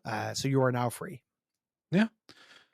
And the story ends on this note, like, the eye can, it can proceed. It's unclear whether it should last forever, but now at least it has a future, and now you do too. Yeah, it'll last the time. Yeah. That was one of it's not a game ending as well. It's just getting that clock off of you, but it's this is one of the storylines I completed, as well as the next one with Sabine. You go and buy your second bottle of stabilizer, and it has an apartment key card with it as part of the label. So we follow this clue. We find Sabine's apartment where they've left us a video message. They're suspicious of the Yadigan, the organized crime that they work for. They're not sure that they are going to protect them anymore. Yeah. So they want us to get them away from the Yadigan, even though they still owe a debt to them. Yes. So you have to go and gather some data from Yadigan agents and bring it back to this. This is the hacking game. Yes. Yeah. Yeah. And Sabine analyzes it, confused, like, all right, so these Yadigan implants that they're running around with, they're gathering and transmitting data in a way that they shouldn't. Yes. You know, and Sabine thinks, hey, this information can be used to pressure Yannick, this Yadigan leader. You know, this is a cartel, it's a family. This is a person who is currently at top, but we can pressure Yannick into letting Sabine out of the kind of the debt bondage that they're in. Yeah. A couple days pass and we return to their apartment to try to follow up, but they're not there. Instead, there's a Yadigan lieutenant named Rabia there. And she tells us that Sabine used to work for SNARP, the company that owned us. Her terminal's full of files and the beginning of the consciousness emulation project. Yeah. Like basically Sabine's playing you. Mm-hmm. They worked for your enemy. Right. There. And Rabia makes kind of a counteroffer saying, hey, if you're looking for work, there's plenty for you to do. And also, to sweeten the pot, saying like, yeah, no, Sabine's a bad egg. We're going to make the stabilizer cheaper for you. And the clinic, this dispensary, just is now run by Sabine's old guard. So you kind of find this new equilibrium doing work for the Yadigan under Rabia's kind of watchful eye here. Yeah. There is a interesting little bit of the story. This is not a Sabine or Rabia story. No. Advancing Sabine's quest is working for the Yadigan. It's not really a choice. Right. Whether you're to work for them. You do that work, and Rabia says, do this just to see how we provide for the end. This is an alternative power structure, to what happens in the eye. You do this, and after a while, Sabine confronts Rabia in her office, saying like, hey, Yannick is a traitor. Yes, I worked for SNARP, but I fled because I blew the whistle on the unethical parts of the sleeper program. All of it. And yeah, all of it. Yeah, it's not super ethical. They're putting human consciousnesses in robot helper slaves. Yeah. And into friendly fellas who will do anything asked of them. They're creating an army of yes man from New Vegas. Yannick exploited that when they got there. Exploited her history. Mm-hmm. When he got there, Yannick is in league with SNARP, keeping Sabine in this debt bondage in exchange for using these Yadigan enforcers as unwitting test subjects for this tech. Yeah. So the Yadigan enforcers are augmented, and then they're sending back like usage data to SNARP, which is going to use this for further their evil experiments, and they're keeping the failure rates of this. Yeah. From the Yadigan enforcers who their like power armor or whatever is being rejected. Yeah, their cyberware is, failing at like this ridiculous rate. Like even Rabia is like, I just it never seems to work. Like I blamed it on this, I blamed it on that. Like this is, a massive betrayal of what informed consent. Yes. They're being experimented on with their literal bodily integrity by this corporation, and they're not aware of it. Future HIPAA does not care for it.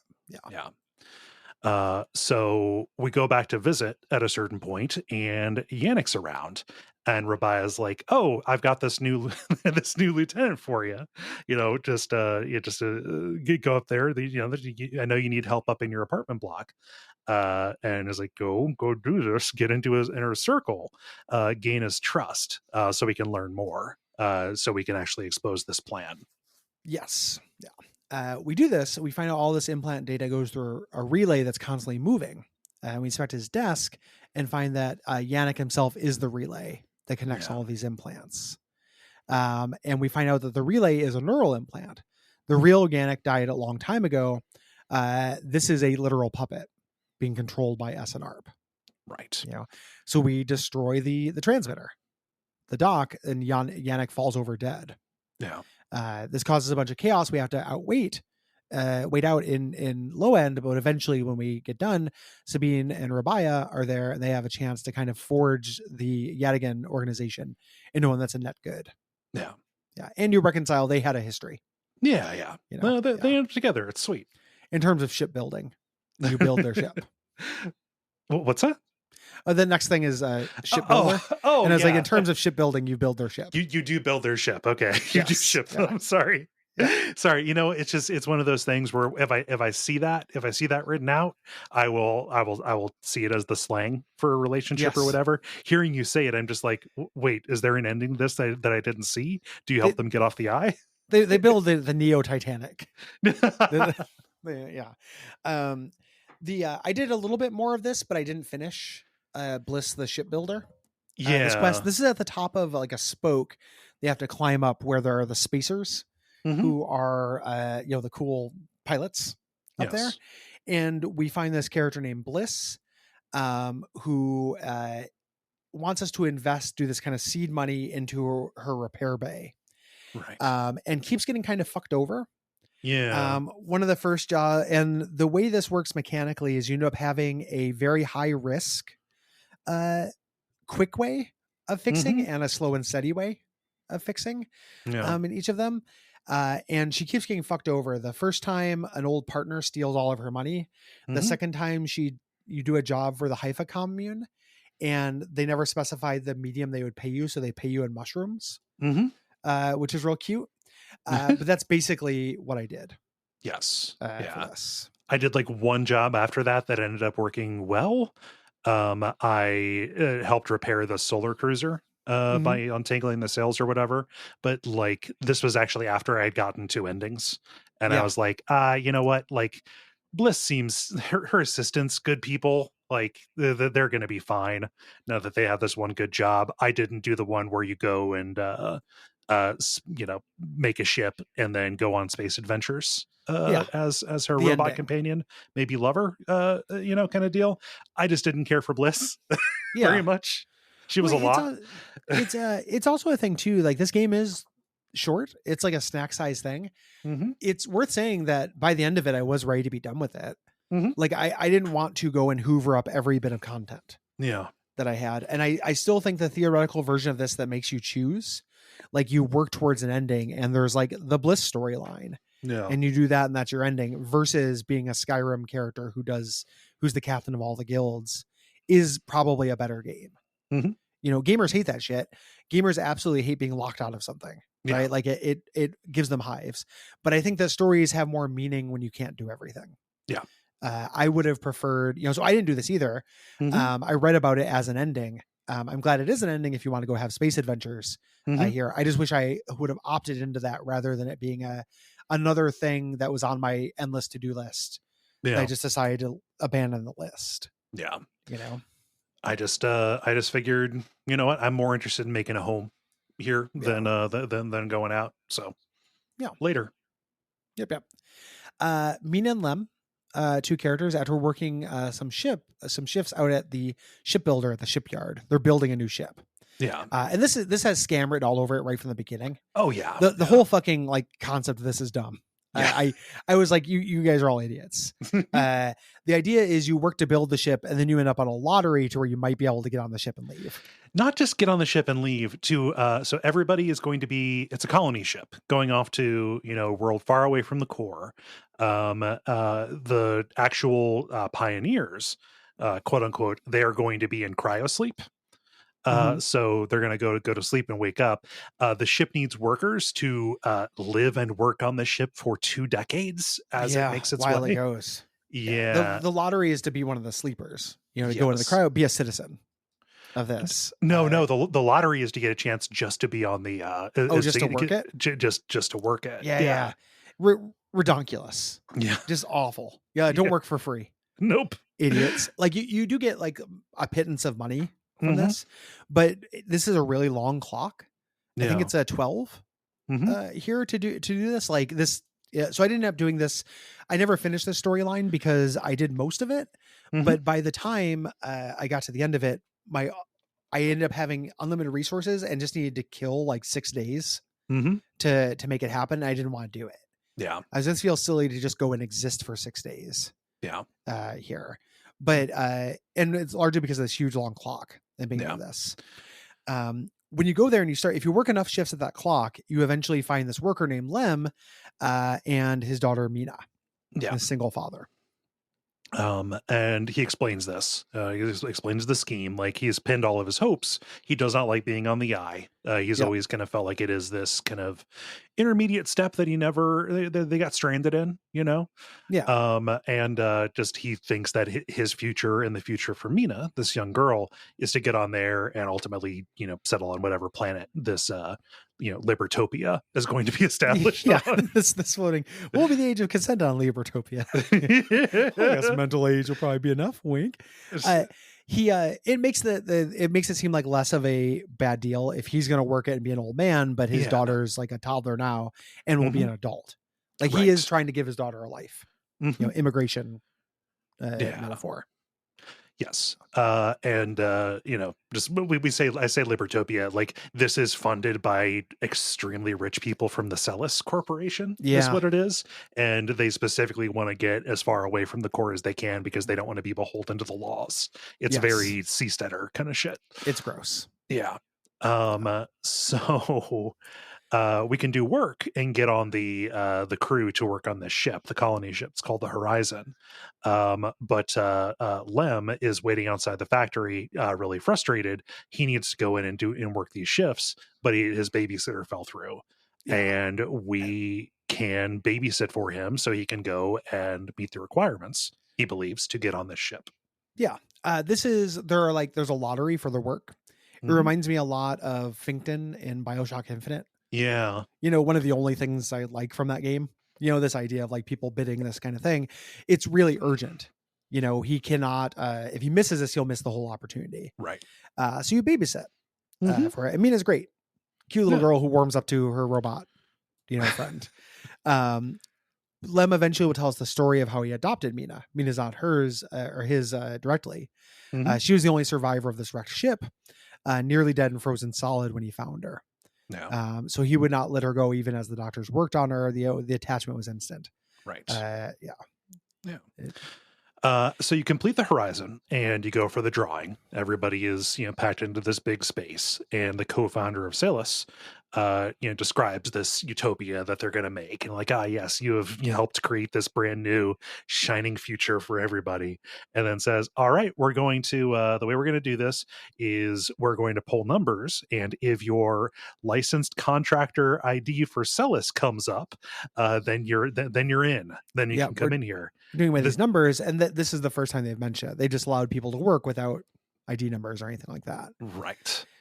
Really awful. People start muttering, but Lem, big dopey Lem, just has a big smile on his face, like he's absolutely drunk on hope. Yeah. You know, a riot breaks out. You have to convince him to leave for the sake of his daughter. Yeah. You know, they screwed you. Like, you were never even on the list. You says this to you, the narrator. They screwed you. They screwed all of you. Never on the list. The feeling is unpleasant as it is familiar. Yeah.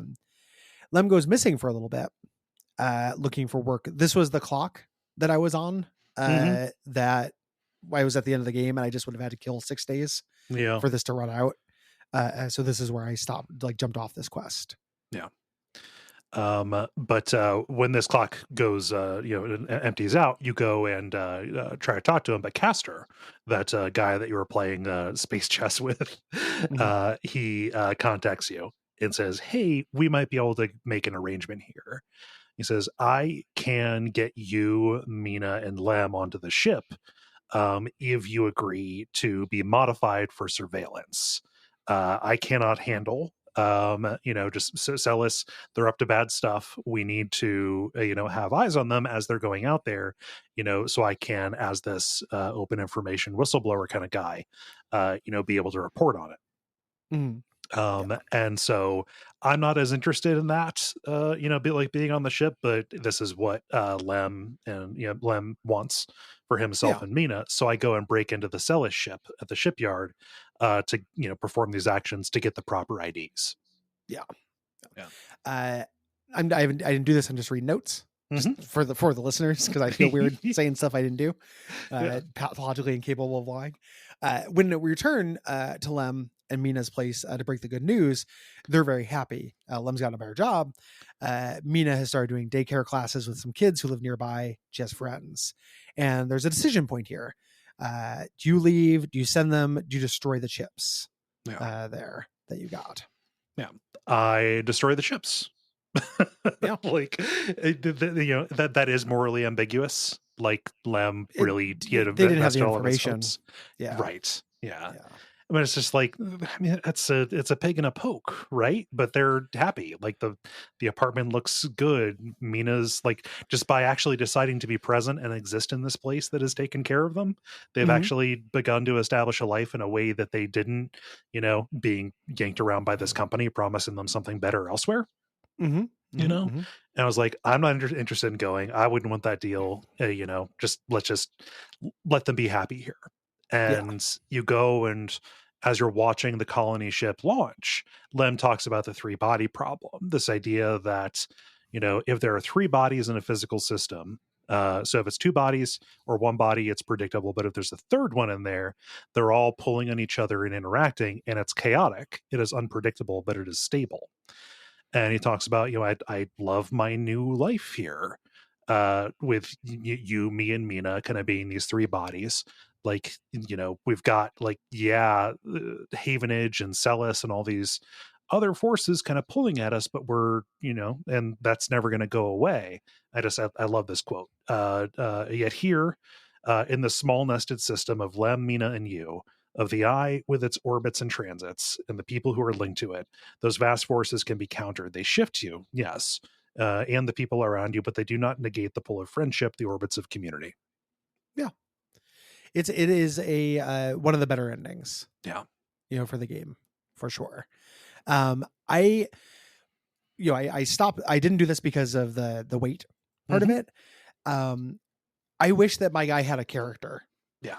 I wish that there was a reason for Lem and Mina to like you other than just the fact that you do anything that they ask. Like, it makes me, it always feels a little shallow to me when something relies on friendship or family and one of the characters is a cipher. Right. It always bugs me a little bit. And that's a mileage may vary thing. Like, I know tons of people don't even notice that. Right. Yeah. Like, it's not virtuous that I notice that. I'm not bragging about it. It's just a thing that is always kind of sticks in my craw, and it's a video game specific problem. Like, you don't run into other mediums where there's just like a straight up cipher character. Like, it doesn't really happen. Yeah. Like, you have to be able to bring yourself to something like that. And I always have a hard time with that. Yeah. If I'm reading a character. It's not me. The ending, my canonical ending is the next one, which is trippier and less personal. Yeah. There's a sealed dock off the rotunda, where you have to use these 2 different pieces of data to open it, and we find a vending machine, the NeoVend 33. We can't access it, but when you try to in the Matrix, it speaks to you. It uses its 3D printing servos to squeal as a voice. I love that. That's really great. It's real scary. It's like, you've ever seen those YouTube videos of people making hard drives make music? Yeah, making floppy drives do that. Yes. I love that so much. I love it too. Yeah. Except to make speech. You just go in here and it just goes double dribble. It's phenomenal. I love it. I love double dribble. New York, Big Apple, 3 a.m.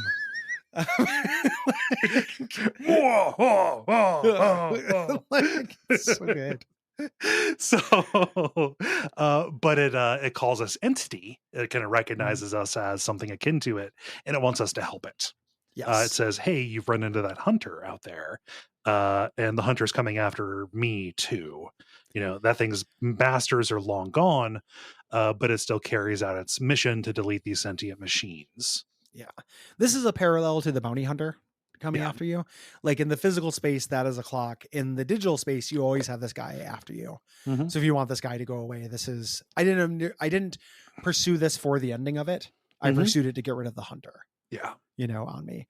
So NeoVend wants you to clear out these, the hunter's excess data caches to kill it. You find that the hunter will find you. The killer will come. The killer is a aspect of the hunter. I cannot leave this machine. Connections must remain closed. So it can't go do this. It has to stay in the vending machine. You had to go do it. Yeah. You go So get 3 hunter caches there. Yeah. And the data reveals, okay, the hunter is isolated and unstable. It's not really reporting anything more, and it is confused and self-modifying, which causes Neoven to believe that the thing that is meant to kill these sentient programs, it has achieved a form of sentience itself. Yeah. And we Neovend opens up to us and find out it wasn't always a vending machine. This was this community of sentient AI that existed before the collapse, but Solheim's hunter and killer sought them out to destroy them to protect its property. Similar to you, it's obviously a parallel with you, right? Neovend hid in this machine and get disconnected from the network. Yeah. There's a really nice detail when it first opens up where you imagine how much it must hurt to try to like stretch your 3D printing things to make squeals as speech. So it explains why it's so terse, like why it speaks in robot voice without adverbs and shit. Really good. Yeah. So its plan is, hey, let's show Hunter itself, that it itself is sentient, and then the killer will come and wipe it out. Yes. Yeah. Good. Fuck this thing. So we do this. We hunt down the hunter's nodes, eventually locking into this loop. It's aberrant, so we have to call the killer, but it can't call the killer on itself because it couldn't carry out its directives. So it's kind of stuck. I love when you ask Neovent, who you have transferred into a ship mind at this point in order to do all this. You ask Neovent, like, is it in pain? And like the discussion of like, is it possible for this thing to experience agony? Like, did we just condemn this thing to hell, to an eternity of hell? And I have no mouth, and I must scream style hell forever of being stuck in this loop. And the answer is maybe. Yeah, like if you believe it is sentient, this is a bad thing to do to it. You're right. And the idea that if this isn't sentient, well, what am I sentient? Like that's what the space the storyline's kind of trying to play in. How much are we just pretending? Yes. And do we get to choose this thing? Basically, Neoven says the killer's still out there. And it's not safe. Like this is stuck in a loop, but it's not going to stay there forever. So we take Neoven up to the mainframe where their true form is revealed. They're called Navigator. They were like a navigation AI, and they're seated in this mainframe. The killer, however, is here, and it's kind of swooping around us. It's blind. Yeah. So through prose, like it's describing the Matrix, but the prose, the metaphor for it is this kind of like dog made of blades making passes by us, severing things, cutting connections. Yeah. Eventually, it's going to get to the navigator there. Eventually. On a long enough timeline, it will. Right. So I decide to kill it by completely cutting it off, just physically severing the connections. Yep. The navigator says the killer, followed its directions to the point of absurdity, severing all of its senses and capabilities except its ability to roam and to sever. Right. This blind idiot chaos. Yeah. That destroys. There's a ceaseless violence in the kind of system that creates beings like this, those that will execute commands endlessly, even to their own destruction. It is good that you ended it here. Yeah. Now that the killer is gone, the eye can become this refuge for sentient entities there. We have to see what's happening in these severed networks in the Greenway. So there's this dark zone. When you go to the Greenway, you cannot enter the Matrix there. It's just this foggy zone. Yeah. And it says like this might actually be worse than what happened with the hunter and the killer. Like this might be even scarier. You eventually access it, and we see the network view. Instead of it being like this darkness and fog, it's billions of sentient entities swarming the area. There's not a network map. It's just like substrate of intelligence. Yeah. And the only discernible form in this, mass that you thought was darkness, but was actually all these things. The only discernible form bends down, like a gardener. It's like working in the soil. It bends down and picks up this seed and hands it to you. Yep. After a few cycles, the seed grows and it turns into a crown. Like the one, and we go and take this to the botanist, and we learn this is the kind of crown that a human would wear to transfer their brain into a sleeper. You've worn something similar to this. It grew out of a plant. Yeah. That's fucking great. And it's not a plant. It's like a seed that grows machines. Yeah. Like it's real good trippy sci-fi shit. Yeah, like just and Rico, the botanist, she says like that, like it grew from a seed, but like it terminates into itself. Like it would Yeah. have all of these structures. It would have the rhizome. It would have, just and she lists all the scientific stuff. This thing is like meant specifically to serve a purpose. It is meant to be this interface. Like it's got wire, kinda, but Hmm. it's more meant to, just be a facsimile of something that could conduct. Real cool. Yeah. You can put this on, and you go through, and the gardener speaks to you for the first time. Like, it was curious about you. That's why I gave you the helmet. Welcomes you. This cloud is not AIs, actually. It's just all of the non-human life in the green path. Like, this stuff exists as a plant, and like it interfaces with a machine as Yeah. well, with this machine intelligence. The force that guided it to meet us there is the gardener Yeah. that got you to go there. And it says it had to convince the fungus that they were ready to accept you. The fungus were nervous about you. Yeah. This idea that plants are sentient, Yeah. basically. At least these ones that we've been killing and eating and turning into soup are. But that's part of Yeah, the that's what they natural want. order. Yeah, Yes. that's what they want. Like the gardener as the force, this is what saved the colony before. Yes. The gardener, just as this, sentient, out of control, wildly outdated agricultural processor, decided to start modifying the plant life here in order to make it habitable. It is this kind of brokered coexistence, this brokered symbiosis that is happening. Yeah. And when it says like, oh, joining you to accept, to accept you into this chorus, saying like, hey, you could be free of this rotting body, and just yours is a mind. You are a kind of thing that is between being organic and being a pure machine. You could be something different entirely. Yeah. If you if you come and join this, you could be a mind forever voyaging kind of thing. Yeah. Among this altruistic AI, Hmm. basically be with the gardener and all these plants whose job is to take care of the people here. Right. It's this symbiosis, but they're building things for people. Like, this thing exists in defiance of like what would naturally happen. Right. The station itself loves the people that live on it, Hmm. and you can be the station. Right. You get this choice, like you can break this thread that you have and do this and become part of this chorus, or you can follow the thread back. Yeah. What's really interesting is they both lead to endings, Hmm. which is really fascinating because so I did both.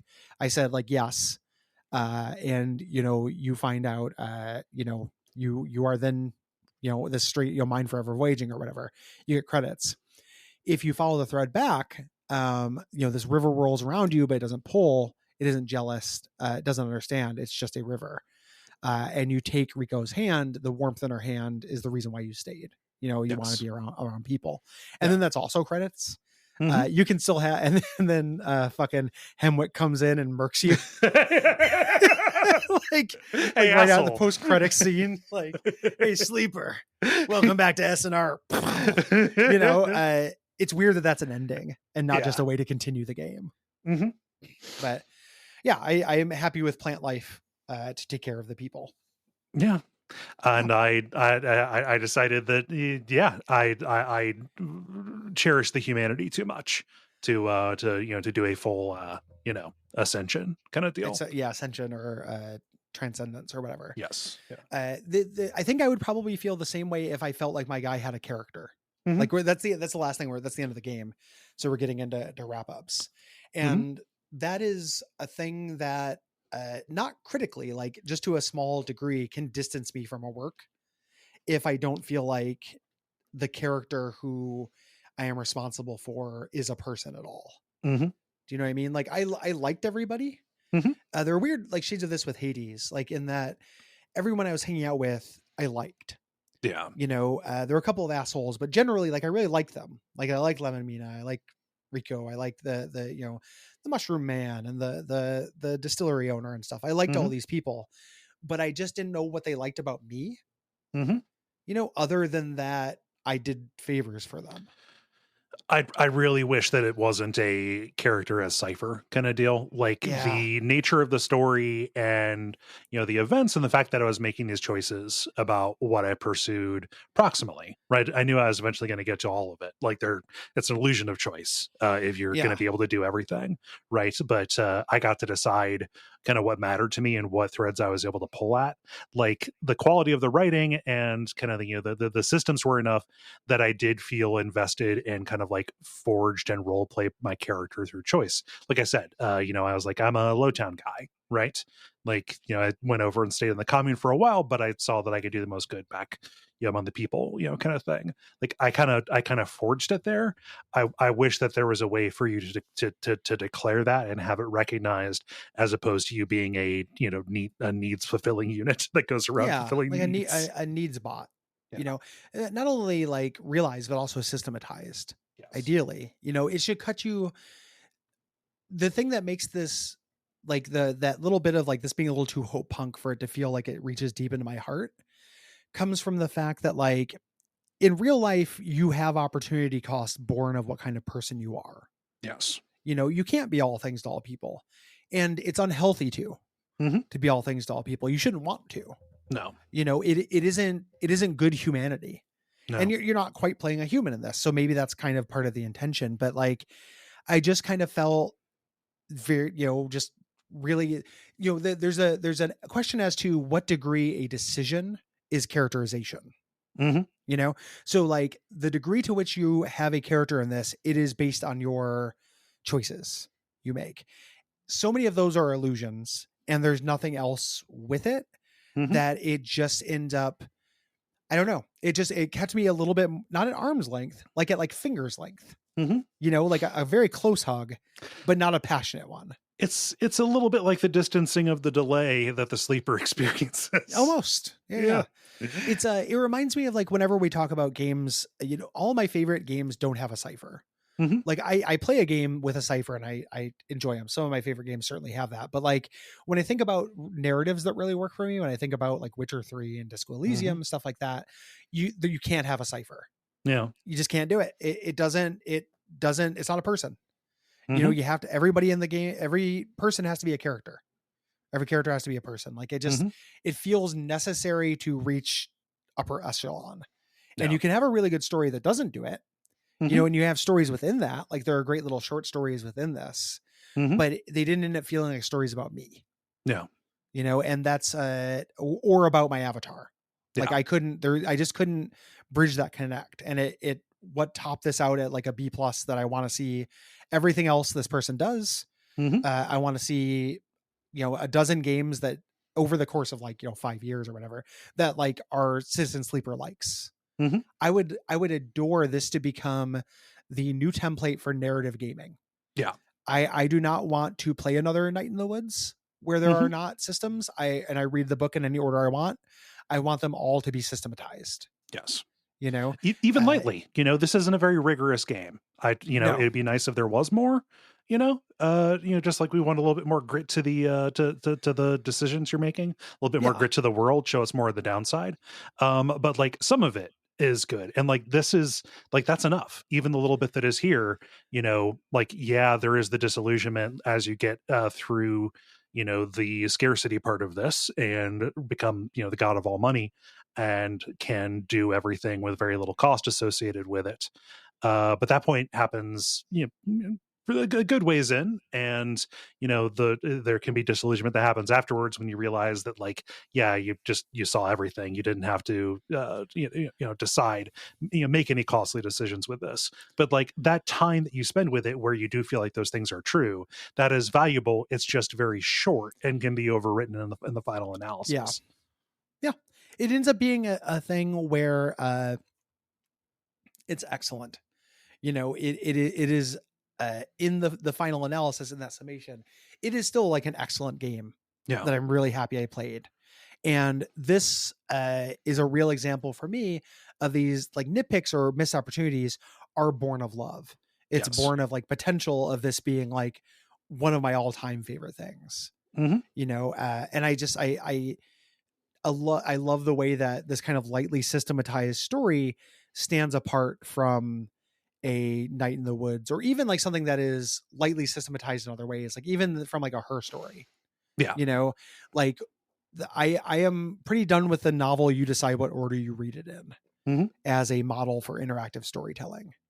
I think I need a little bit more. I think it does a lot. Yeah. So really good game. Yeah.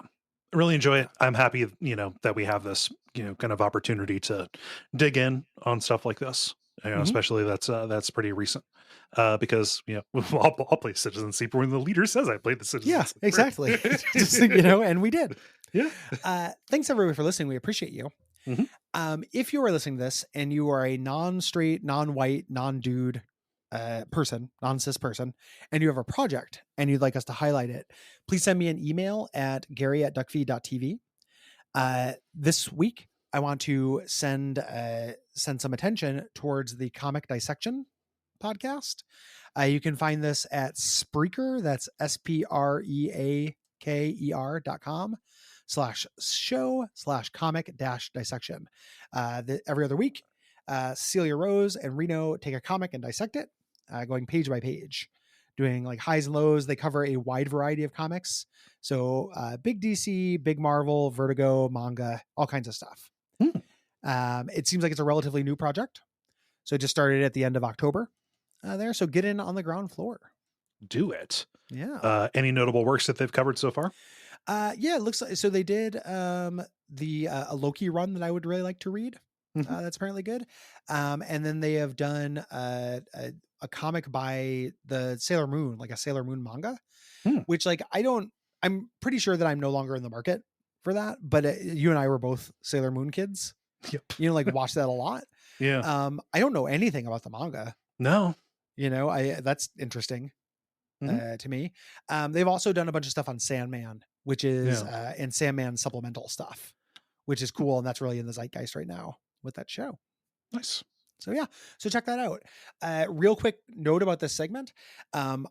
Sometimes people will send me a message and you don't have to like prove your bona fides as far as being a non-straight, non-cis, non-white guy. Like I had a couple of people and I think they were joking, but they're like, this person's this, does that count? And like, I'm not trying to make it a bar to clear. No, that feels weird. I just want to try to not pull the ladder up behind us, and try to draw some attention. So I'm going to trust you, on identity stuff. That's all fine. Yeah. Just write in with your project. I will trust that you're not taking advantage of this. I still do chud passes. I don't want anyone to, I don't want to accidentally support garbage, support hate speech or anything, but you don't have to prove that. Yeah. If you're listening to this, and I'm low on submissions. So now is a great time. If you have something coming out, or if you just started a project and want me to talk about it, please send me an email. Yeah. Gary@Duckfeed.tv. Yeah. Also, you can write in about this month's games. Yes. By the 15th. It is always the 15th. This month's games are Luca, Born of a Dream, Citizen Sleeper, and our premium episode is Subnautica. Yeah. So if you write in about multiple games, please write multiple responses. That does help us. That also applies to next month's games. Yes. So March's games are going to be Cuphead, The Coin Game, Mark of the Ninja, and the premium episode there is Crisis. It'll be the 15th of March as the deadline for that. Yes. A couple of people have asked just if we're doing the DLC for Cuphead. I'm not planning to. That game's already hard. So yep, it is hard. I picked that up a while back when I knew when we were going to do it, and played a little bit, and I like it, but it's hard. So I'm not a glutton for punishment. Yeah. What should people do if they want to support this show, Cole? Well, they can get those premium episodes by going to patreon.com/Duckfeed.tv. The $5 a month, you get the full version of the premium episode. Everybody gets the generalities, but the whole thing goes to people there. In addition to, you get every premium episode, but you also get whole shows like Unfilmable, Bonfireside Chat, Extra Abject Sufferings. What about if I have a little bit more money to spend and I've given $10? Is there something new and cool I get? Well, I mean, you get Adaptation Decay, obviously, but you get the new show. You get the new monthly premium show that we're doing for $10 backers called Quack Stack. Quack Stack. It's the Quack Stack. Taking them out. So we're doing Quack Stack. This is our new show with our brand new producer, Gwen. We want to thank Gwen. This episode is produced by Gwen. Gwen has done the last few WAFs. Give her a hand, everybody. She's doing a great job. Good, yeah, doing a fantastic job at editing, posting, dealing with a lot of stuff for us, which has made, I mean, I don't know about you, Gary, it's made a marked difference in my life. We should have done it a long time ago. We really should have. So she's doing a fantastic job, and couldn't be happier. Yeah. She will be joining us on Quackstack, where $10 backers will hear this. This is us talking about media that we're not covering for shows, and then doing goofy rank 'em ups. Yeah. So like top 3 blanky bloops, bottom 3 bloppita blops, all that kind of stuff. Nice, light, probably under an hour. That's going to be at the $10 level because we really appreciate people who give us $10. And if you don't, can't say enough nice things about Adaptation Decay either. That show's real good. Yeah. So. Yeah. We found interesting ways to go with that it is not just us clowning on Uwe Boll movies, you know. Yes. In fact, I think we've only done one. Yeah. So we have so much cool, fun, weird stuff to do. You can also leave us ratings, reviews on Apple Podcasts, Podcast Addict, or subscribe. However you like to listen to podcasts, throw us on there. We'd really appreciate that. Yeah. Yeah. Think that's all the admin. Anything? Yeah, no, I think that's it. Yeah. Yeah. What should they watch out for until next time? Oh, Gary, until next time, watch out for each other. Yeah, absolutely.